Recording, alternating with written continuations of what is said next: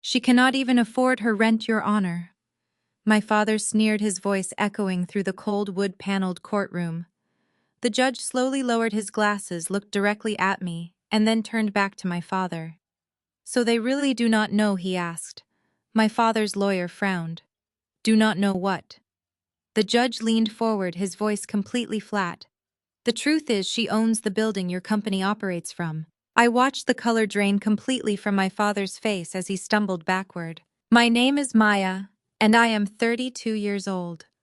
To understand how my own father ended up facing me in a courtroom, you have to understand the night he threw 35 years of family legacy away. The ballroom at the Grand Plaza Hotel was dripping in gold ribbons and extravagant white floral arrangements.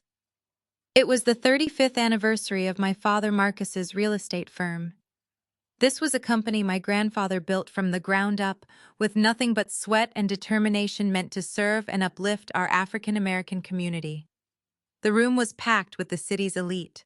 Politicians, doctors, and business moguls were clinking crystal glasses and laughing under the massive chandeliers. I walked in wearing a tailored emerald green silk suit. I did not expect a warm welcome, but I certainly did not expect the host to guide me right past the glowing centerpieces of the VIP tables. I was led past my own family and seated at a tiny, cramped table near the kitchen swinging doors. Every time a waiter rushed past, I could feel a blast of hot air and smell frying oil. I sat completely alone, sipping my water, watching the spectacle unfold from the shadows. At the head table, my older sister Chloe was holding court. She wore a heavy diamond necklace that caught the light every time she tossed her head back to laugh at a joke. Beside her was her husband Bradley. He was a white man from a supposedly aristocratic family, wearing a custom tuxedo and a smug expression that never seemed to leave his face. My parents worshipped the ground Bradley walked on. To them, his presence elevated our family's social status. They paraded him around like a shiny new trophy, completely ignoring the fact that he contributed absolutely nothing of substance to anyone around him. The smooth jazz music faded, and my father stepped up to the microphone at the center of the stage. The room quieted down as he puffed out his chest, looking out at the sea of faces. 35 years ago, he boomed into the microphone. My father started this company to build generational wealth. Tonight, I am proud to announce the next chapter of our legacy. Effective next month, I am passing the torch. My son-in-law Bradley will be taking over as the new executive director. The applause was deafening. Bradley stood up, buttoning his jacket, soaking in the praise he did not earn. I watched my grandfather's hard work being handed over to a man who could not even point out our neighborhood on a map. I felt a tight knot form in my stomach, but I kept my face perfectly still. Just then, a woman from our church walked past my table. She gave me a pitying look before approaching my mother Vivian at the head table. "It is so wonderful about Bradley," the woman said warmly. "But how is Maya doing? I see her sitting way in the back all by herself." My mother let out a loud, forced laugh that carried perfectly over the soft background chatter. "Oh, you know Maya. She is still trying to find her footing. She has been completely lost ever since she dropped out of Spelman College. We just pray she finds a steady job soon and stops drifting like a lost cause." She said it loud enough for the surrounding tables to hear. The whispered judgments spread like wildfire through the room. They all looked at me with varying degrees of pity and disdain. They saw me exactly how my parents painted me. I was the family failure, the college dropout who could not get her life together. They had no idea that I dropped out of college because I had already launched a private equity firm that was making millions. They had no idea that I was currently managing a massive financial empire from the shadows, quietly building my own legacy, while my family cared only about empty appearances. I let them whisper. I let my mother roll her eyes at me from across the room. I just took another sip of my drink, patiently waiting for the night to end. Sitting there by the kitchen doors, I understood why my placement in the room mattered so much to them. It was not enough for Marcus to ignore me.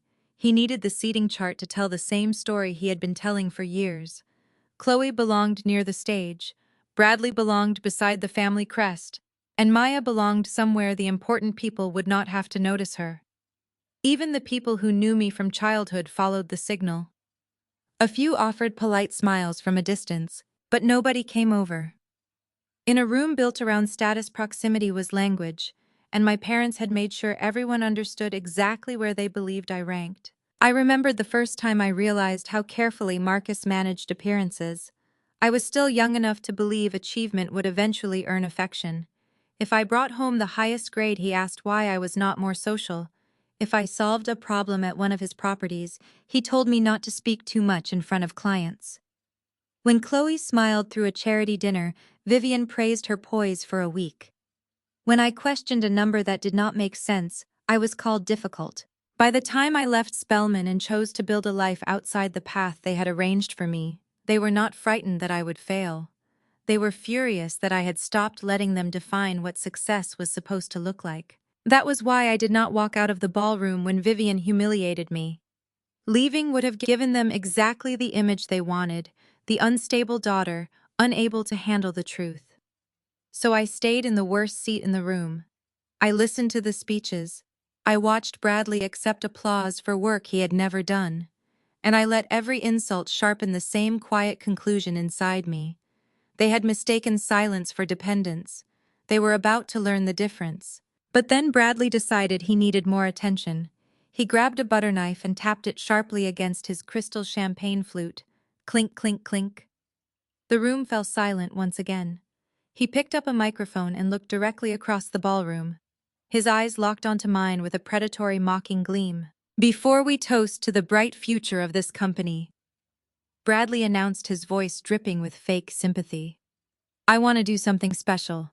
Family is about lifting each other up when they stumble. And tonight I have a very special gift for my struggling sister-in-law, Maya." Bradley stepped down from the elevated stage, the crisp white envelope clutched in his hand like a royal decree. The spotlight immediately swung away from the head table and aggressively tracked his movement, illuminating my tiny cramped table in the back of the room. Hundreds of pairs of eyes turned toward me. I could feel the collective weight of their stares, a suffocating mix of morbid curiosity and upper-class judgment. Bradley stopped right in front of me. His custom-tailored suit brushed against the cheap tablecloth of my isolated corner. He looked down his nose at me with a smile so perfectly practiced it could have been carved from solid ice. "We all know Maya has been having a hard time." Bradley projected his voice so the guests near the back could hear every single word. "While the rest of this family builds empires, she has been struggling just to keep a roof over her head. But we do not abandon our own, even when they stray completely from the path of success." He tossed the envelope onto the table. It landed right next to my water glass. The flap was open, revealing a heavy cream-colored check. The bold black ink was impossible to miss. $5,000. "Take it to pay your rent," Maya Bradley said, dropping his voice just enough so only the surrounding tables could hear his true venom. "I heard you are 3 months behind. It is pathetic. Take the money and stop embarrassing your outstanding family with your constant failures." Before I could even process the sheer audacity of his performance, the scent of expensive floral perfume hit me. My sister Chloe appeared right beside him, sliding her arm through his. She wore a shimmering designer gown that probably cost more than the check on the table. She looked down at me, her eyes gleaming with absolute triumph. "Just take it, Maya," Chloe chimed in, her voice dripping with artificial sweetness. "Consider it a generous blessing from your wealthy white in-laws. You clearly need it much more than we do. You cannot even afford a decent dress for our parents' anniversary." I looked past them, searching the crowded room for my mother. Vivian was already marching toward us. For a brief, foolish second, a tiny part of my inner child hoped she was coming to stop this public humiliation. But the moment I saw the hard set of her jaw, I knew exactly why she was crossing the room. She was coming to ensure I stayed in my designated place at the very bottom of the family hierarchy. My mother stopped beside Chloe, glaring down at me with absolute disgust. She did not reprimand Bradley for his blatant disrespect. She did not tell Chloe to stop mocking her own flesh and blood. Instead, she pointed a manicured finger directly at the check on the table. "Pick it up," my mother hissed, her tone leaving no room for argument. "Pick it up right now and say thank you to your brother-in-law. Do not you dare cause another scene tonight." I remained seated, keeping my hands resting calmly in my lap. "You want me to thank him for insulting me in front of hundreds of people?" I asked, keeping my voice completely steady. "I want you to show some gratitude," my mother snapped, leaning in closer so the guests at the next table could hear every brutal word. This is exactly what happens when you rebel against this family. Your father had a beautiful luxury apartment lined up for you. He had your entire career mapped out at his company. But no, you had to be independent. You insisted on moving out, cutting ties, and trying to make it on your own in the real world. And look exactly where your precious independence got you. You are completely broke, drowning in debt, and forcing your sister's husband to bail you out of sheer pity. You are a complete embarrassment to this bloodline. She gestured wildly to the glamorous ballroom around us. Everyone in this room is looking at you, Maya. Everyone knows you failed. Just swallow your stubborn pride for once in your miserable life. Take the money and show some respect to the people who are actually successful. Vivian's words dragged me back to the day I moved out. Marcus had already selected the apartment he wanted me to live in, the job title he wanted printed on my business cards, and even the people he thought I should spend time with. None of it was about helping me. It was about keeping every part of my life close enough for him to supervise. The moment I said I was leaving on my own terms, the conversation turned from concern to punishment. Vivian told relatives I was reckless. Marcus said I would come crawling back within 6 months. Chloe watched the entire confrontation from the staircase and later joked that I would finally learn what ordinary people had to endure. I never crawled back. I learned to live with less. I learned which expenses mattered and which ones were only theater. I learned to build quietly, to read contracts twice, to save before I spent, and to stop confusing expensive things with actual security. Every lesson my family assumed poverty would teach me had taught me something else instead.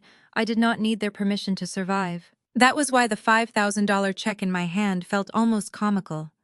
Bradley believed the amount would impress me because $5,000 sounded enormous when shouted into a microphone.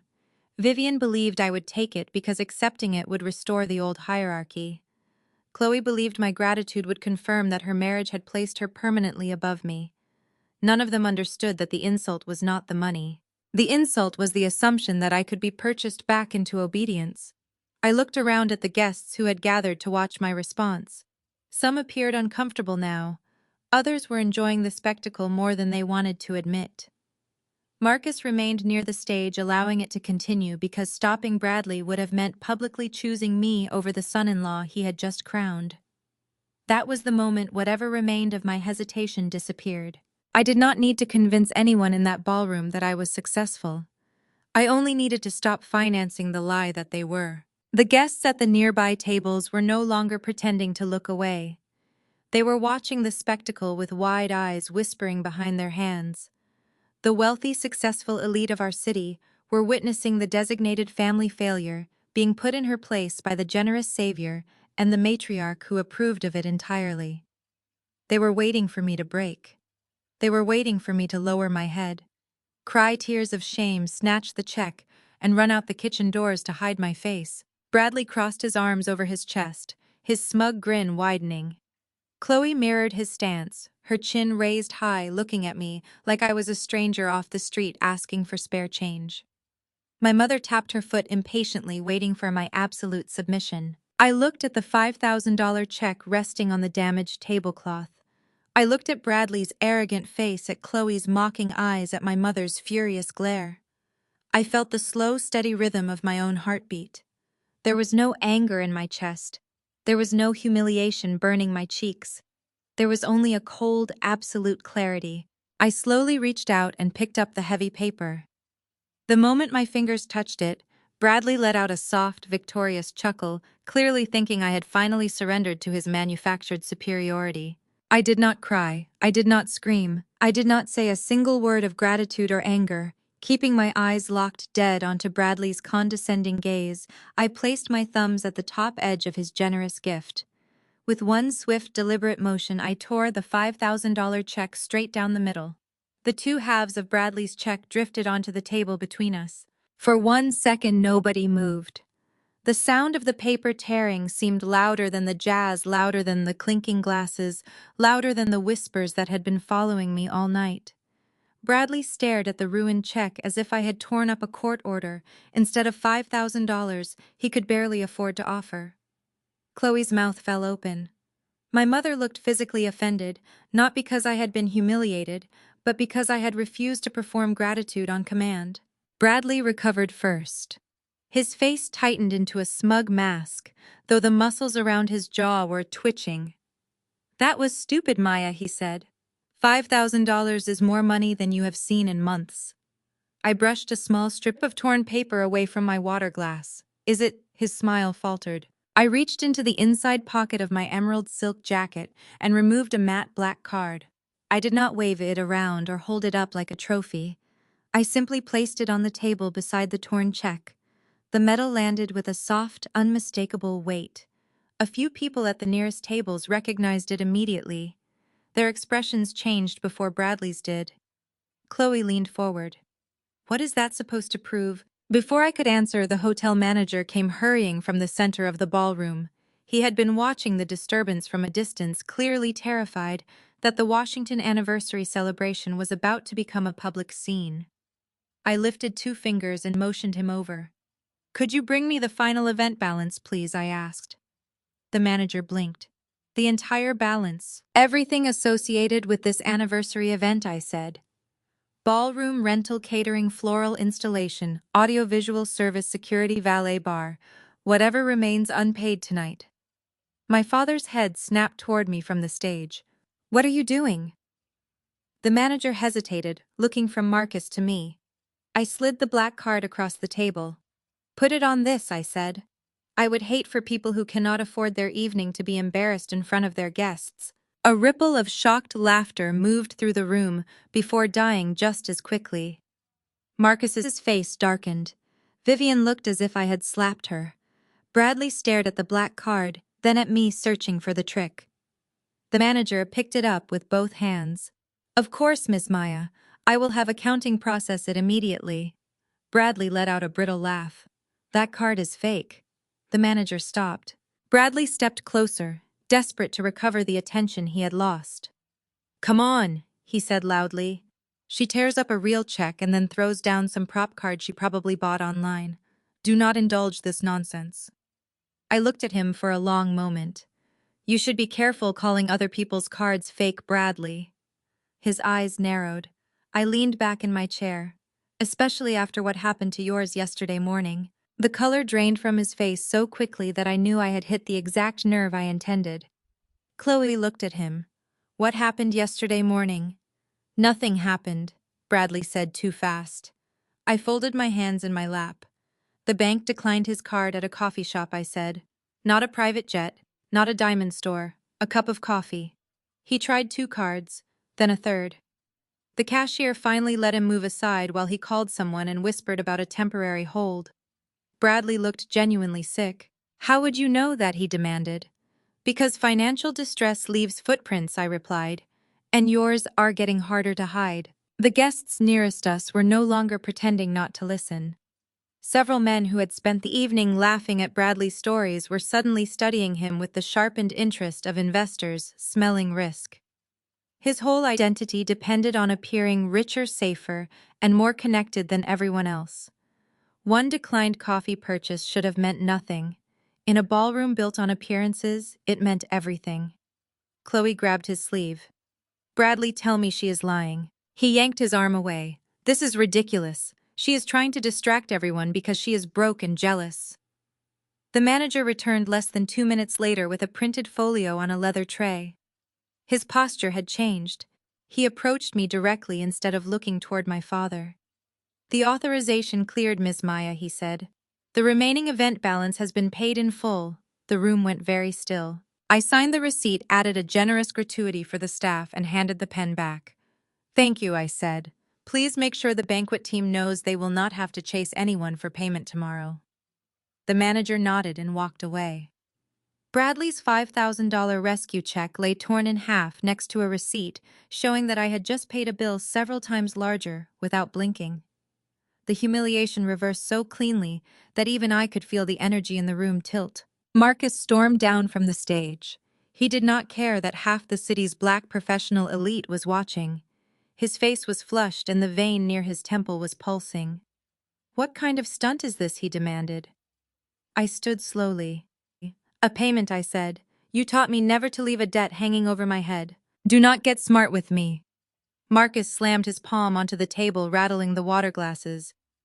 You come into my anniversary, disrespect, your mother embarrass your sister, insult the man who is about to run this company, and now you think flashing a card gives you authority? I glanced at Bradley. The man about to run the company was avoiding my eyes. Marcus pointed toward the ballroom doors. Get out, and do not call us when whatever little savings you have run dry. I am cutting off every last source of assistance connected to this family. The emergency reserve, the joint account, every safety net I ever left open for you. You want independence. You are going to get it. Vivian stepped closer, suddenly emboldened by his anger. Maybe then you will finally learn humility. I picked up my black card and slipped it back into my jacket. There it was. The threat they had always believed would control me. Money, access, belonging. Marcus still thought the only reason I could stand upright was because somewhere hidden behind the scenes, he was quietly keeping me alive. I looked directly at him. You are going to freeze the emergency fund, I asked. Marcus gave me a hard smile. First thing tomorrow morning. I nodded once. Then you should probably check who funded it before you do anything irreversible. His expression shifted. What is that supposed to mean? I smiled, not warmly. It means exactly what I said at the table. Be very certain the money you are threatening to take away is actually yours. I stepped around him. Bradley found his voice again. You think this changes anything? He called after me. $5,000 or a black card does not make you important. You are still the dropout at the worst table in the room. I stopped, but I did not turn around. And you are still the man whose card could not buy coffee yesterday, I said. A few people laughed before they could stop themselves. Then I walked out. The next morning, Marcus tried to make good on his threat. I was awake before sunrise, sitting at the small breakfast table in my apartment with my laptop open and a cup of coffee cooling beside it. I had expected his move. Marcus never slept well after being publicly contradicted. He treated defiance like an accounting error that had to be corrected before business opened. At 7:12, my phone began to ring. I let it ring twice before answering. You humiliated me, Marcus said without greeting. His voice was low-controlled and far more dangerous than the shouting from the ballroom. Good morning to you too. Do not play games. I just instructed the bank to freeze the emergency reserve account. Effective immediately, you are locked out. Every joint access privilege connected to the Washington company is suspended. I looked at the notification already glowing on my laptop. Request received. So you did it, I said. I told you I would. Marcus exhaled sharply. Maybe being cut off will finally remind you who your family is. You have always been selfish. Always. Just like the time Bradley gave you that investment opportunity and you refused to hand over your savings. He was trying to help this family grow, and you acted like your money was too precious to support your own sister's husband. I remembered that conversation perfectly. Bradley had presented me with a vague investment deck, no audited statements, no verified collateral, and a demand that I transfer nearly everything I had saved. When I asked basic questions about risk, he called me suspicious and ungrateful. Marcus agreed with him. You mean the time I refused to wire my savings into an investment Bradley could not explain, I asked. There you go again, Marcus snapped. Always questioning, always acting smarter than everyone. You have no loyalty. I did not answer. He took my silence as surrender and pushed harder. And do not think this ends with the bank. I am speaking to the church board this afternoon. People need to know what kind of daughter you really are. You want to embarrass me in front of the community, fine.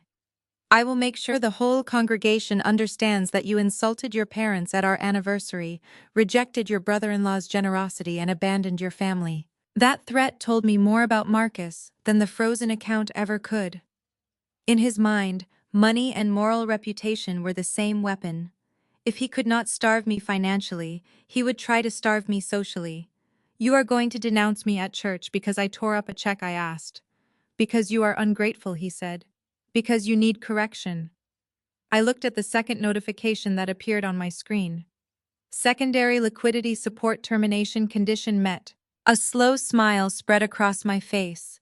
Marcus was still talking. He was listing names now. Deacons, business owners, women who had known me since childhood. He wanted me imagining an entire community turning its back on me. He had no idea his freeze request had just triggered the clause I had built years earlier into the financial structure supporting his company. When Marcus's real estate business first began experiencing serious cash flow problems, I had quietly helped create an emergency reserve arrangement designed to prevent reckless withdrawals from collapsing the company's operating accounts. Marcus insisted on keeping joint authority because he could not tolerate any arrangement he did not believe he controlled. I agreed, but only with one protection: if he ever attempted to freeze my access or unilaterally seize the reserve, the temporary support attached to the account would automatically terminate, and every company advance connected to it would become immediately reviewable. He had signed the paperwork without reading beyond the page that gave him the title he wanted. Now he had activated it himself. "Are you listening to me?" Marcus demanded. "Perfectly. Then say something." I closed the laptop halfway. "You should call your corporate accountant today," I said. "Ask what happened when you froze that account." There was a pause. "What are you talking about?" "I am talking about consequences. Do not threaten me." "I am not threatening you, Marcus. I am telling you to read your own paperwork." I ended the call. For 3 seconds the apartment was silent. Then I picked up my second phone and called the one person I needed. My assistant answered immediately. "He did it," I said. "The freeze request, yes." I heard quiet typing on the other end. "Confirmed," she said. The protection clause triggered at 7:13. The emergency reserve is no longer supporting Washington Realty's operating sweep. Their automatic liquidity buffer has been withdrawn, and the corporate account is now standing on its own cash position. How long before they notice? They already should. Payroll clears this week. 2 vendor payments are pending today. Without the reserve, Marcus's finance office will start seeing warnings immediately. Good. There was a brief silence. "Do you want us to accelerate anything else?" "Not yet," I said. "Let him understand what he did first." I ended the call and opened my laptop again. The account Marcus had frozen was never the fortune he imagined.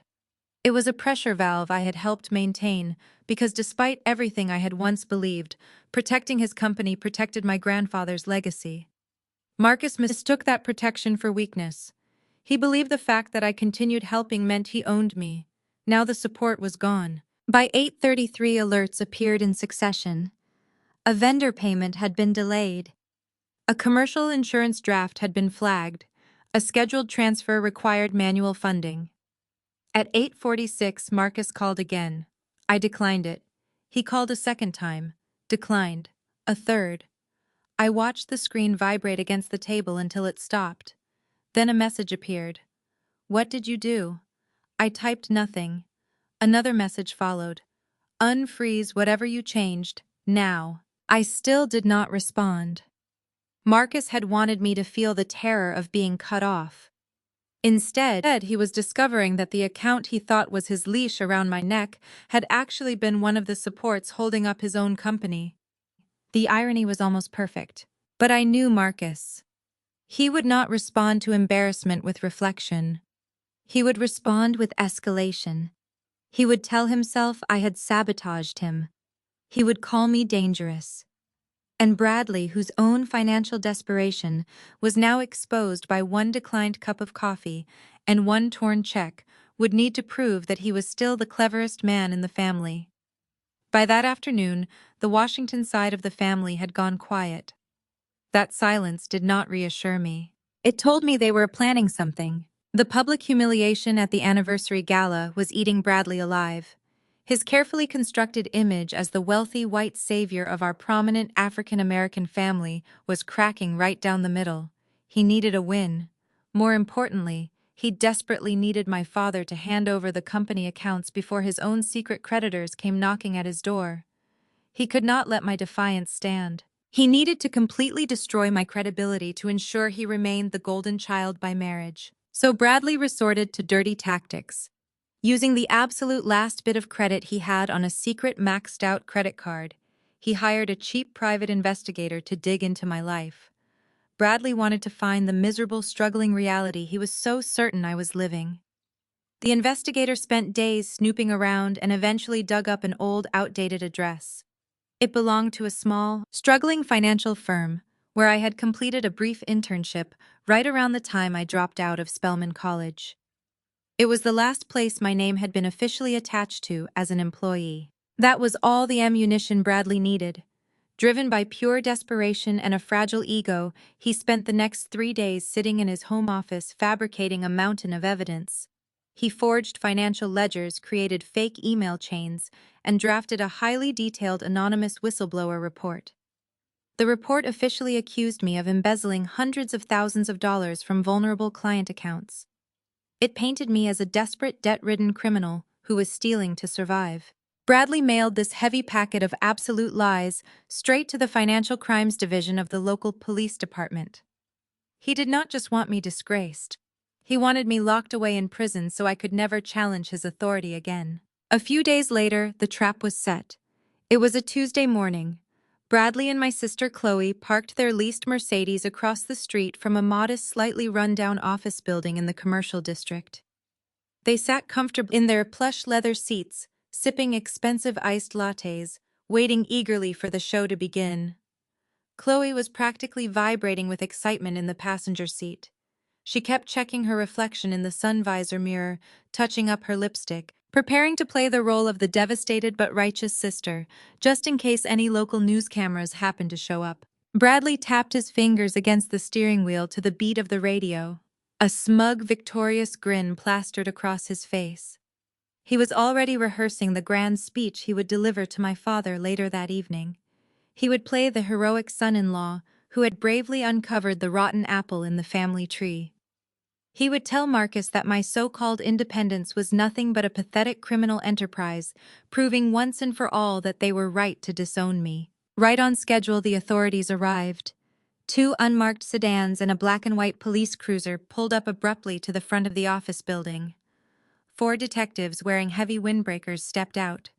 They flashed their golden badges to the startled security guard at the front desk before marching through the revolving glass doors with absolute purpose. From across the street, Bradley let out a soft laugh of pure triumph. He reached over and squeezed Chloe's hand. Any minute now, he told her, his eyes fixed on the building entrance. Any minute now, your arrogant little sister is going to be dragged out of there in handcuffs crying like a baby. We will see how tough she acts when she is facing 5 to 10 years behind bars. Chloe smiled maliciously, leaning forward against the dashboard to get a better view. I cannot wait to see the look on her face, she whispered. This is exactly what she deserves for disrespecting us. They sat there for 20 excruciating minutes. Every time the revolving doors moved, Chloe caught her breath, ready to witness my ultimate downfall. They waited to see the police officers marching me out, my hands bound behind my back, my head hung in ultimate shame. But the doors finally spun open, and the scene was completely wrong. The lead detective walked out first, and his hands were completely empty. He did not look triumphant. He did not have a suspect in custody. He looked incredibly annoyed, his face flushed with irritation. He stopped on the sidewalk, spoke sharply into his radio, and then his eyes scanned the street. He spotted Bradley's luxury car parked conspicuously in the loading zone and marched straight over. Bradley's smug smile faltered for a fraction of a second, but he quickly rolled down his tinted window, putting on a mask of fake innocent concern. Is everything all right, officer? Bradley asked smoothly. We were just passing by and saw the police cars. Did you catch the embezzler? The detective rested his heavy hands on the doorframe, leaning down to look Bradley dead in the eye. You were the source behind the complaint, right? The detective asked, his tone dripping with absolute exhaustion and anger. Do not play dumb with me. The supporting material and follow-up contact led us straight back to you. Bradley swallowed hard, his aristocratic facade slipping just a bit. Well, as a concerned citizen, I felt it was my duty to report suspicious financial activity. Did you find Maya? Is she inside? The detective let out a harsh, humorless laugh that made Chloe flinch in her seat. We turned that entire floor upside down, the detective said, his voice rising with every word. We wasted a judge's time getting a warrant for this. Let me make this very clear to you, sir. There is no one named Maya working in that building. We spoke to the property manager and checked the municipal records. In fact, the investment firm you reported went completely bankrupt and officially dissolved exactly 5 years ago. That office space has been a dental supply warehouse since 2019. You sent us on a wild goose chase. Bradley's face went completely pale. His mouth opened, but no sound came out. Chloe stared at the detective in absolute horror, her perfectly glossed lips parting in shock. But the detective was not finished. "If you ever waste police resources with fabricated documents again," the detective warned, pointing a stern finger right at Bradley's nose, "I will personally see to it that you are the one leaving in handcuffs for filing a false police report. Have a nice day." The detective pushed himself off the car and walked away, leaving Bradley and Chloe sitting in suffocating silence. The entire elaborate scheme, the forged documents, the malicious police tip, the eager anticipation of my ruin, had instantly collapsed into dust. Bradley gripped the steering wheel so tightly his knuckles turned white. If I was not working at that small, pathetic investment firm, then where was I? Where did I get the money to throw a black card down at a five-star hotel? The terrifying realization began to creep into their minds. They had absolutely no idea who they were dealing with. While Bradley and Chloe sat suffocating in their own humiliating failure across town, I was exactly where I belonged. The financial district of the city pulsed with power and ambition, a concrete jungle of towering glass and steel. At the very heart of this district stood the Apex Holdings building. It was 60 floors of tinted windows and pristine architecture, a gleaming monument to modern wealth that dominated the entire downtown skyline.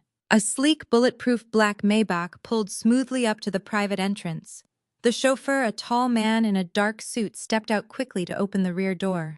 I stepped onto the polished pavement. I was wearing a sharp charcoal gray suit tailored to absolute perfection. A stark contrast to the helpless, struggling woman my family desperately wanted me to be. As I walked toward the entrance, the heavy glass doors automatically slid open. Two security guards immediately straightened their posture and greeted me respectfully. "Good morning, Madam CEO," they said in unison. I gave them a polite nod and walked across the expansive marble lobby. Every person I passed, from junior analysts to senior portfolio managers, stepped aside and offered respectful greetings. This was not a small bankrupt investment firm.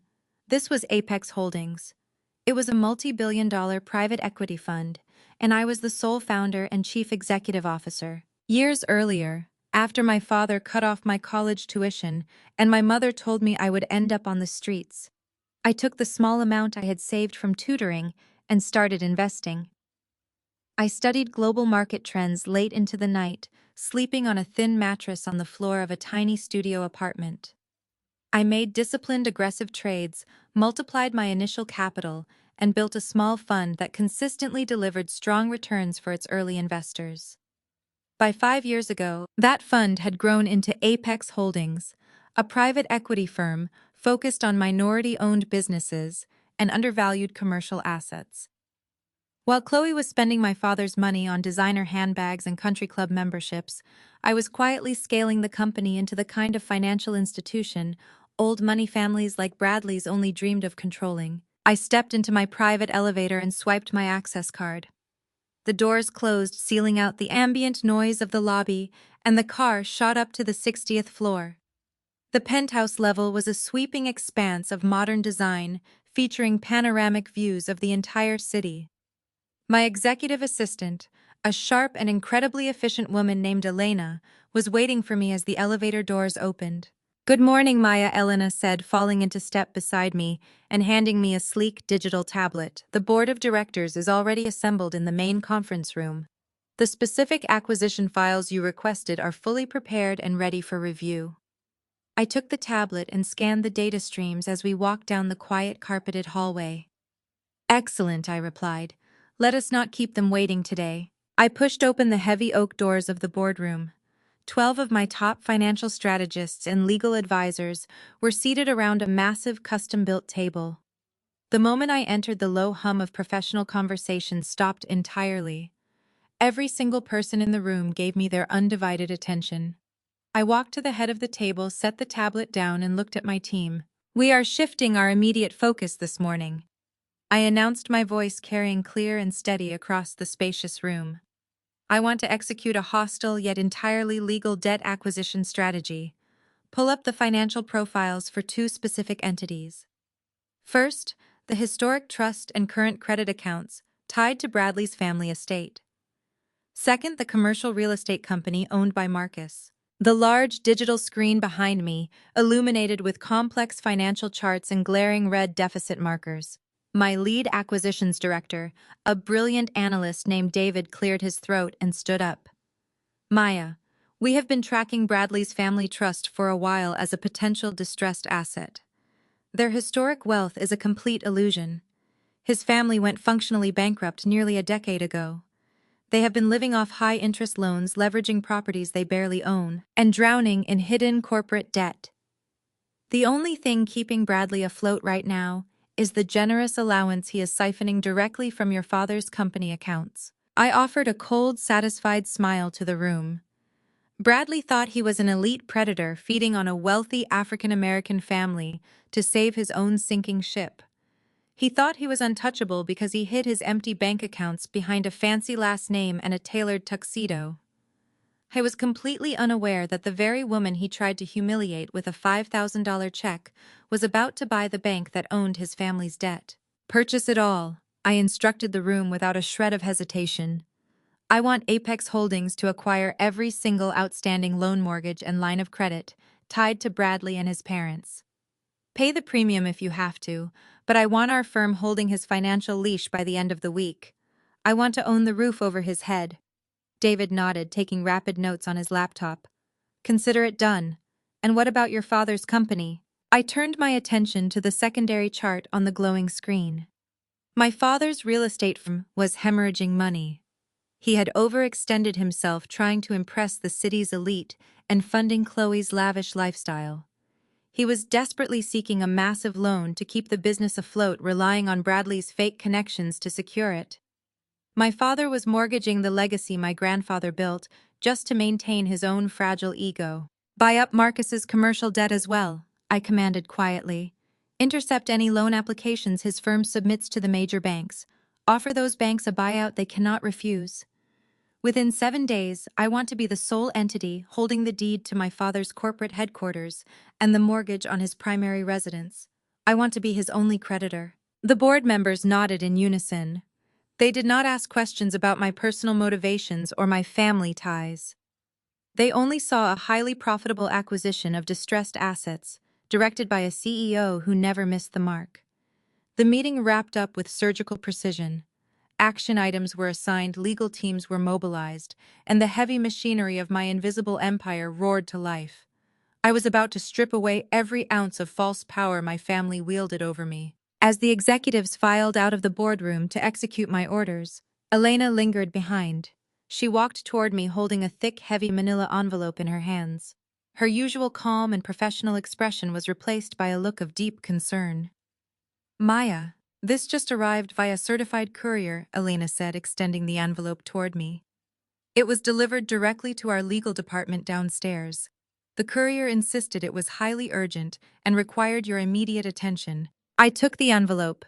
The return address belonged to one of the most expensive and aggressive family law firms in the city. It was a firm my father frequently bragged about hiring whenever he wanted to ruthlessly intimidate a contractor or silence a critic. I slid my finger under the flap and pulled out a thick stack of legal documents printed on heavy bond paper. I scanned the first page, my eyes tracing the bold legal jargon. It was an official civil lawsuit filed in the county court. The plaintiff was Marcus. The defendant was me. I read the detailed list of absurd charges. My father was officially suing me for $5 million. The lawsuit claimed severe emotional distress, family defamation, and demanded compensation for the financial resources he supposedly wasted raising an ungrateful, rebellious child. I was attempting to drain whatever small savings he thought I had to fund his failing company and punish me for defying his authority. I stared at the lawsuit, demanding $5 million from a woman who could buy his entire existence with a single phone call. I did not feel fear. I did not feel sadness or betrayal. I simply let out a low, genuine laugh that echoed through the empty glass-walled boardroom. My family was so blinded by their own arrogance that they were cheerfully digging their own graves, completely unaware that I was the one holding the shovel. The sound of my laughter faded into the quiet hum of the executive boardroom. I tossed the ridiculous lawsuit back onto the polished mahogany table. $5 million. My father was demanding $5 million from me for the profound emotional distress of my existence. He actually had his attorney itemize the supposed costs of raising me. The heavily bound documents listed my high school tuition, the groceries I ate as a teenager, and even a completely fabricated claim that I had stolen family funds to run away and start my own life. He wanted reimbursement for every single dollar he had ever spent on me, packaged as a legal extortion attempt to save his sinking company. But Marcus and Vivian did not stop at filing a baseless lawsuit in the county court. They wanted to completely destroy my reputation in the community before we even stepped foot inside a courtroom. By the end of the week, they had launched a full-scale media smear campaign. I sat in my penthouse office sipping black coffee, watching my parents on the local morning news broadcasts. They sat close together on a plush studio couch, holding hands, playing the roles of heartbroken, betrayed parents to absolute perfection. Vivian wore a modest, conservative dress, dabbing at perfectly dry eyes with a lace handkerchief. She looked directly into the camera and spun a tragic, completely fabricated tale about a rebellious, ungrateful daughter who had turned her back on her roots, her church, and her bloodline. "We gave her everything," my mother told the sympathetic news anchor, her voice trembling with practiced emotion. "We gave her love, a beautiful home, and a prestigious education.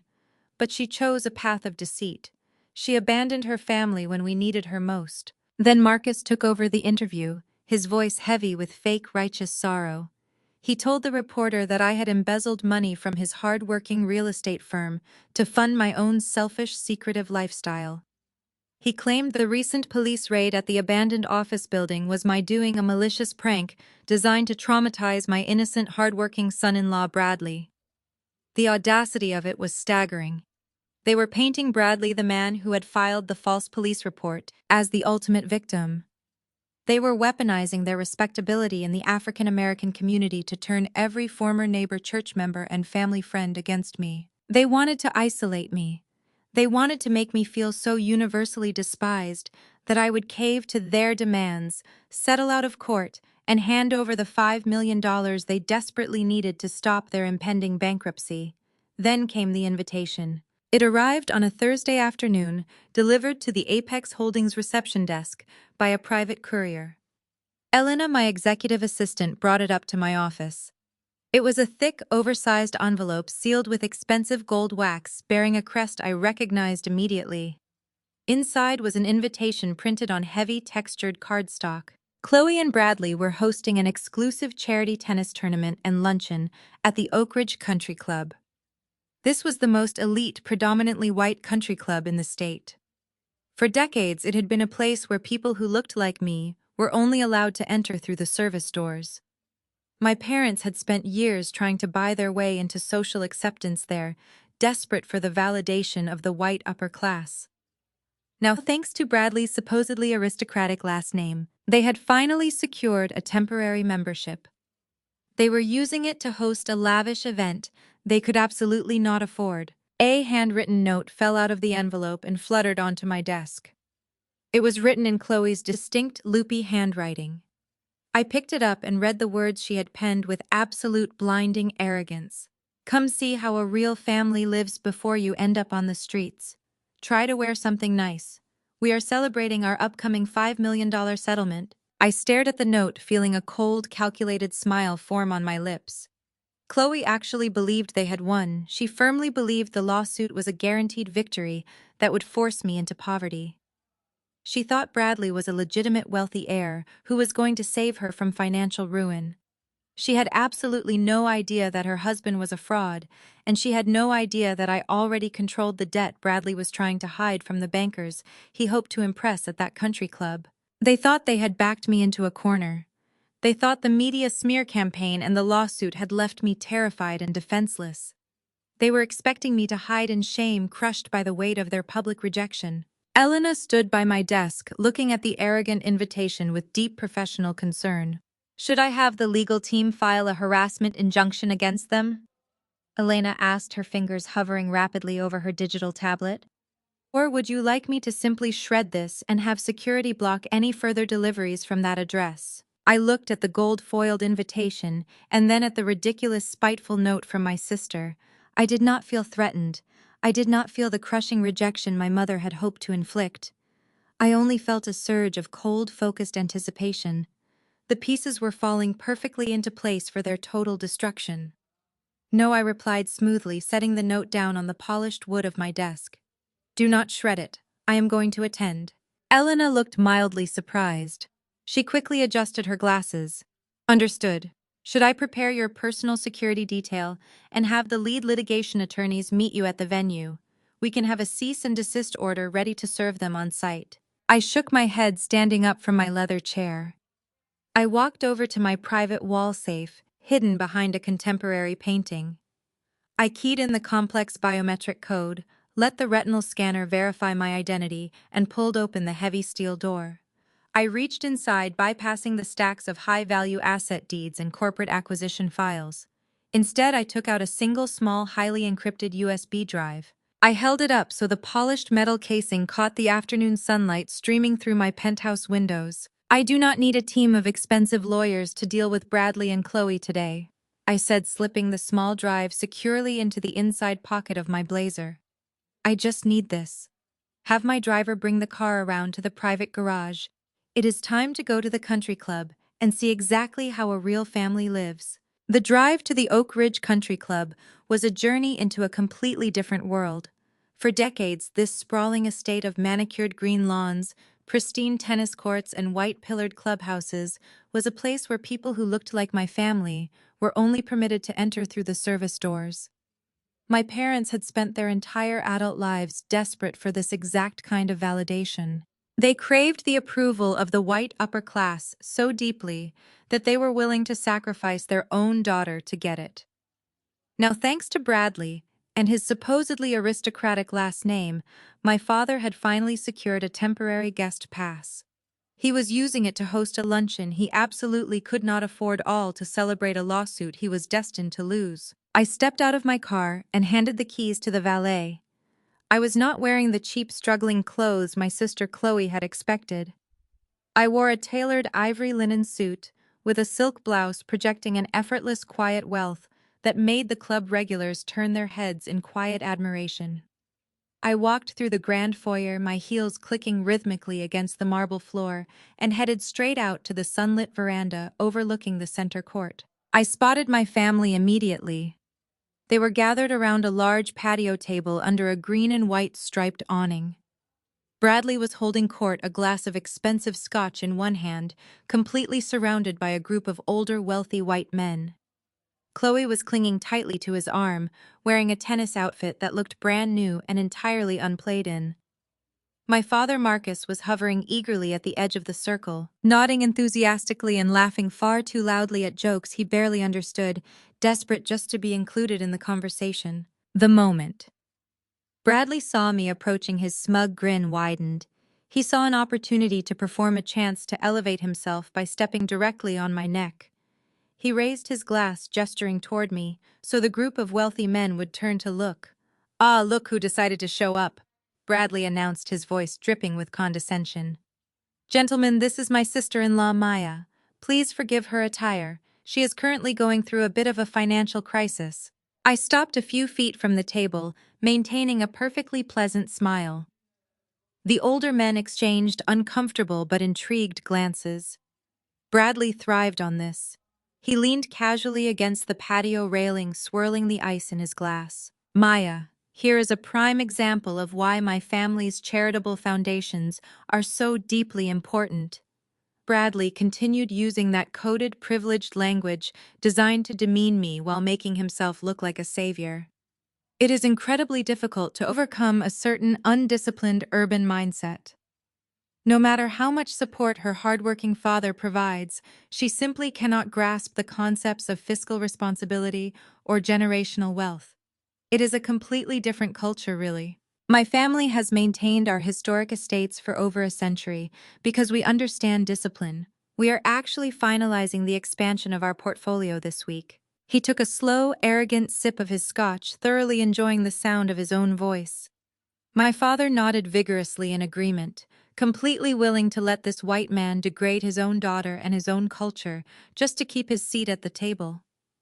Chloe smirked at me, clearly expecting me to lose my temper, to shout, to make a scene that would get me escorted off the premises by security. I did not raise my voice. I did not defend my character. Instead, my eyes locked onto the distinguished older man standing directly to Bradley's right.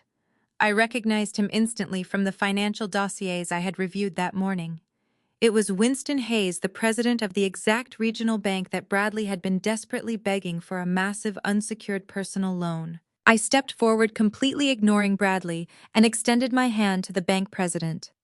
"Mr. Hayes," I said smoothly, "it is a genuine pleasure to see you outside of the financial district. I was actually just reading a fascinating risk analysis report regarding historic family trusts this morning." Winston Hayes shook my hand, looking slightly surprised but polite. "Is that so?" he replied.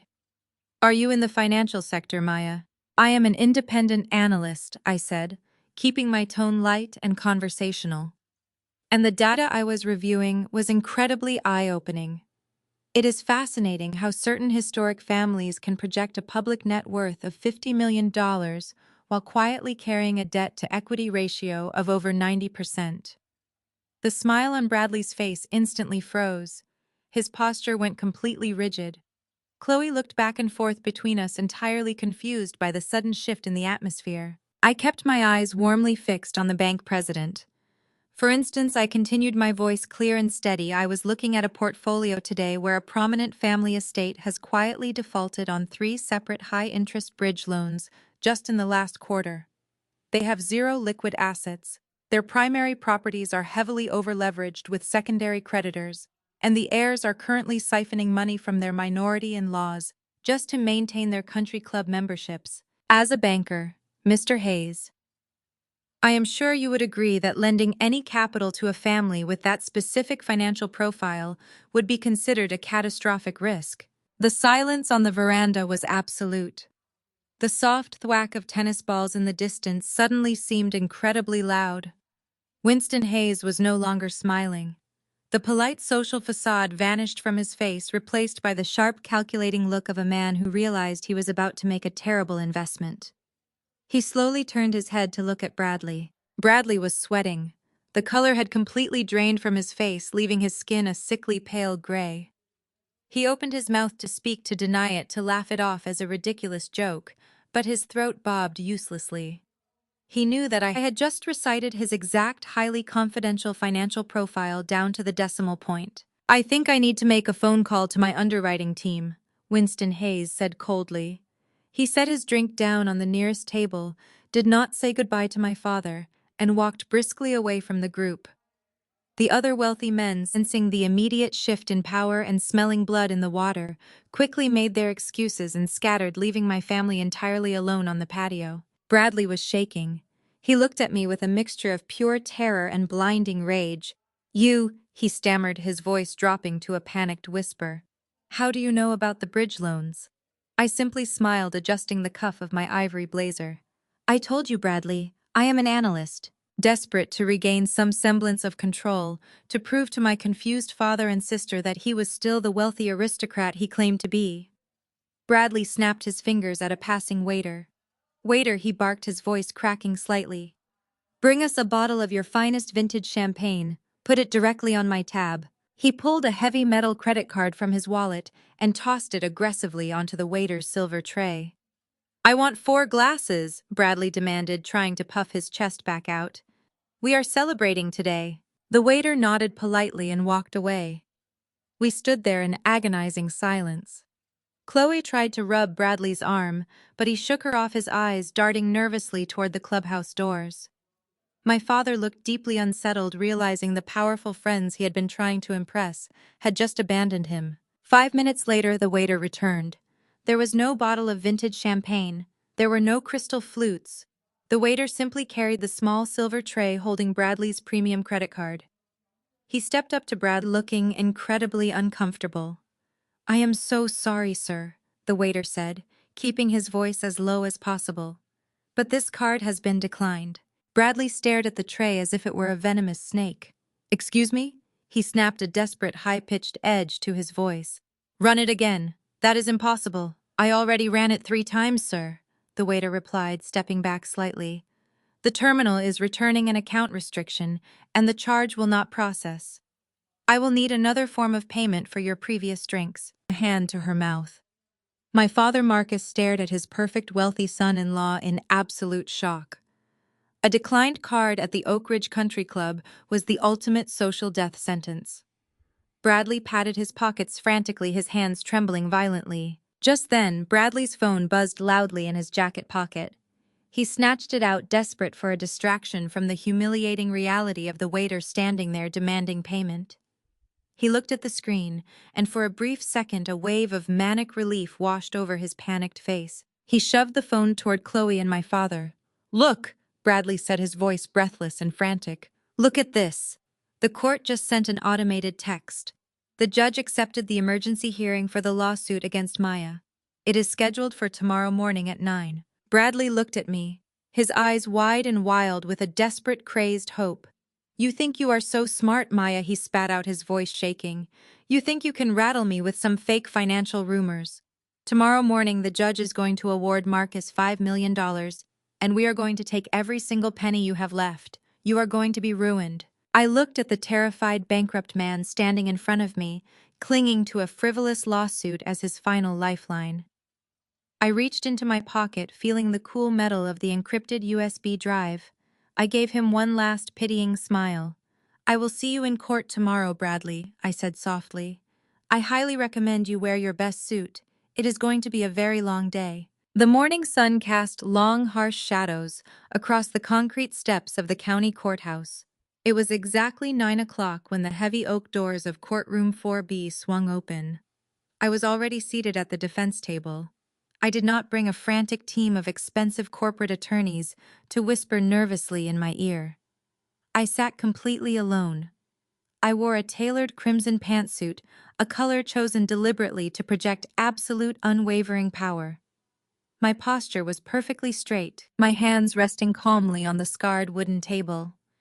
The only item I brought with me was my sleek leather handbag, which sat securely next to my right hand.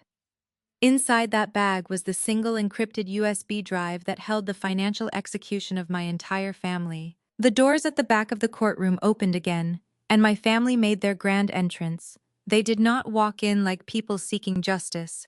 They marched down the center aisle like a royal procession expecting a coronation. My father Marcus led the pack, wearing a 3-piece suit and a gold pocket watch chain, projecting the image of the wealthy, benevolent patriarch who had been deeply wronged. My mother Vivian walked close beside him, dressed in her most conservative, expensive church attire. She wore a string of heavy pearls and carried a designer tissue, perfectly prepared to play the role of the heartbroken, long-suffering mother for the court record. Behind them came Chloe and Bradley. Bradley had somehow managed to recover his arrogant swagger after his humiliating financial exposure at the country club yesterday. He probably convinced himself that my knowledge of his bankrupt estate was just a lucky guess, a temporary glitch in his otherwise flawless superiority. He wore a crisp navy suit, whispering something into Chloe's ear that made her let out a sharp, mocking laugh. They looked at me sitting alone at the defense table, and their smiles widened with absolute predatory triumph. They thought my isolation was proof of my vulnerability. They thought I was completely defenseless. They were accompanied by their legal counsel, a notorious high-priced civil litigator named Richard Sterling. Sterling was known throughout the city for his aggressive theatrical courtroom tactics. He carried 2 massive leather briefcases, placing them onto the plaintiff's table with a loud, heavy thud designed to intimidate me. Sterling did not even bother to look in my direction. He simply unclasped his briefcases and began pulling out thick stacks of fabricated financial documents, neatly bound in intimidating black folders. My father leaned across the small aisle separating our tables. He rested his hands on the wooden divider, a smug, victorious grin plastered across his face. "It did not have to end this way. Maya," my father whispered, his voice dripping with condescending pity. "If you had just learned to obey, if you had just shown some gratitude to Bradley and your sister, you could have kept your quiet little life. But you chose to bite the hand that feeds you. After today, You will not have a single penny to your name. We are going to take everything. I turned my head slowly to look at him. I did not glare. I did not raise my voice. I simply offered him a serene, unbothered smile. You are absolutely right, Marcus, I replied smoothly, using his first name to remind him that he had lost the right to be called my father a long time ago. Today is going to change everything. Make sure you pay very close attention. My father scoffed, shaking his head as he turned back to his high-priced lawyer. Bradley caught my eye and smirked, mouthing the words, "You are finished." Just then, the heavy wooden door beside the bench swung open. The court bailiff stood at attention. "All rise," the bailiff called out. The Honorable Judge Morrison presiding. The entire courtroom stood as Judge Morrison took the bench. He was an older, stern-looking man, and with the reputation for zero tolerance when it came to frivolous lawsuits and courtroom theatrics. He adjusted his dark robes, sat down heavily in his high-backed leather chair, and signaled for the rest of us to be seated. The atmosphere in the room instantly shifted from a social spectacle to a rigid legal proceeding. Judge Morrison put on his reading glasses and picked up the thick docket file resting in the center of his desk. He looked over the initial summary of the lawsuit my father had filed. "We are here today for a preliminary hearing on a civil claim filed by Marcus and Vivian against their daughter Maya." Judge Morrison stated, his deep voice carrying easily across the silent room.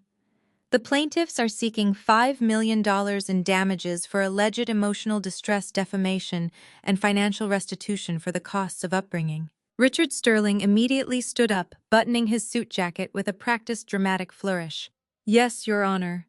We have submitted a comprehensive mountain of evidence to the court this morning. The documents you have in front of you clearly outline the defendant's complete lack of financial stability. We have provided detailed estimations of her meager income, her mounting personal debts, and a thorough psychological profile that proves she is acting out of desperate financial malice against her wealthy, upstanding family.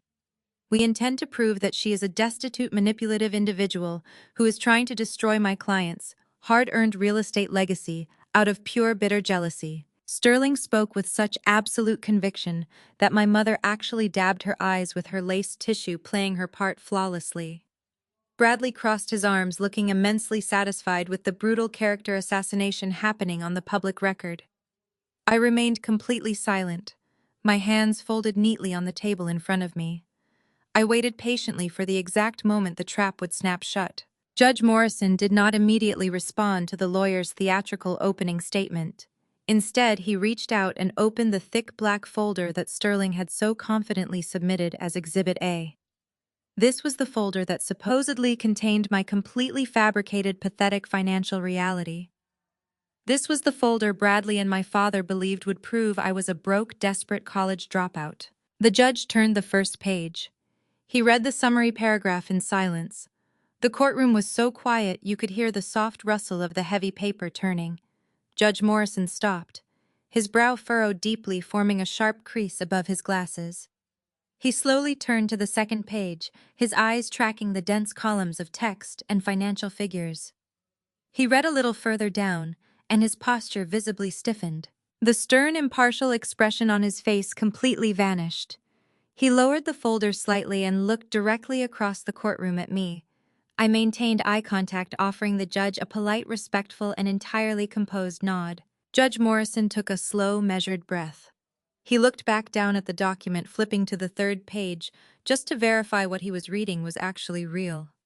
He stared at the official seals, the certified banking watermarks, and the undeniable legal declarations of ownership that were printed right there in black and white. Then the judge slowly lifted his head and shifted his gaze toward the plaintiff's table. He looked at Richard Sterling, who was still standing with an arrogant smile. Finally, he looked directly at my father Marcus. Judge Morrison did not look angry. He did not look sympathetic. He looked at my father with an expression of absolute, unadulterated bewilderment. It was the exact look of a man who realized he was watching a group of people cheerfully standing on the railroad tracks, completely unaware of the massive freight train barreling right toward them. Richard Sterling took the judge's prolonged silence as a sign of complete agreement. The arrogant lawyer puffed out his chest, stepped out from behind the plaintiff's table, and began to pace the length of the courtroom. He clearly believed he had the judge eating right out of the palm of his hand. Sterling launched into a long-winded, highly theatrical speech designed to completely assassinate my character on the public record. He gestured grandly toward my father Marcus. He painted a picture of a hard-working, dedicated patriarch who had sacrificed his entire life to build a real estate empire for his community. Sterling described my father as a modern-day saint who had patiently endured the heavy burden of a rebellious, ungrateful daughter. He spun a completely fabricated tale about how my parents had done everything in their power to keep me on the right path, only for me to spit in their faces and drop out of college out of sheer laziness. I sat at the defense table, keeping my posture perfectly straight and my expression completely neutral. I did not object to a single lie. I let Sterling talk. Every false statement he entered into the official court record was just another nail in their collective coffin. Sterling then turned his attention to Bradley. He actually had the audacity to describe my white brother-in-law as a generous, highly successful businessman who had stepped in to save the family legacy from my supposed toxic influence. Sterling claimed that I was consumed by bitter jealousy. He told the court that I could not stand watching my older sister Chloe marry into such a prominent, wealthy family. According to his ridiculous narrative, my deep-seated envy drove me to commit desperate acts of financial sabotage. Sterling paced back toward the judge's bench. He raised his voice, filling the room with manufactured outrage. He claimed that I had hacked into my father's corporate accounts, embezzling hundreds of thousands of dollars to fund a secret lavish lifestyle that I could not actually afford. He accused me of calling in a fake police raid on my own brother-in-law just to humiliate him in public. He even brought up the country club incident from the day before. He twisted the story entirely, claiming I had crashed a private family luncheon, harassed their wealthy business partners, and aggressively demanded money, like a common street beggar. At the plaintiff's table, my family was putting on an award-winning performance. My mother Vivian was dabbing her perfectly dry eyes with a lace handkerchief, playing the role of the heartbroken matriarch whose family had been torn apart by a wicked child. Chloe was rubbing Bradley's arm, leaning her head on his shoulder, as if she needed his aristocratic strength to get through this terrible ordeal. Bradley sat tall, his chin raised, looking at me with a smirk that practically screamed victory. They honestly believed they were winning. They thought the mountain of financial documents they had submitted to the court would bury me forever. Sterling had presented a stack of corporate records claiming they were fake shell companies I had set up to hide the money I supposedly stole from my father. My family was too financially illiterate, and their lawyer was far too arrogant to actually investigate what those holding company records truly represented. They had no idea that those exact documents, the ones currently resting in the judge's hands, contained the unredacted truth about my real identity. I glanced over at the court clerk and the bailiff. They were both looking at Judge Morrison with deep confusion. They worked with this judge every single day. They knew his moods and his mannerisms. They could clearly see what Richard Sterling was entirely too blind to notice. Judge Morrison was not listening to a single word of the lawyer's dramatic speech. The judge was completely captivated by the financial portfolio in front of him. His eyes were scanning the authentic bank seals, the corporate registration numbers, and the massive net worth declarations that proved my supposed fake shell company was actually Apex Holdings, the most powerful private equity firm in the state.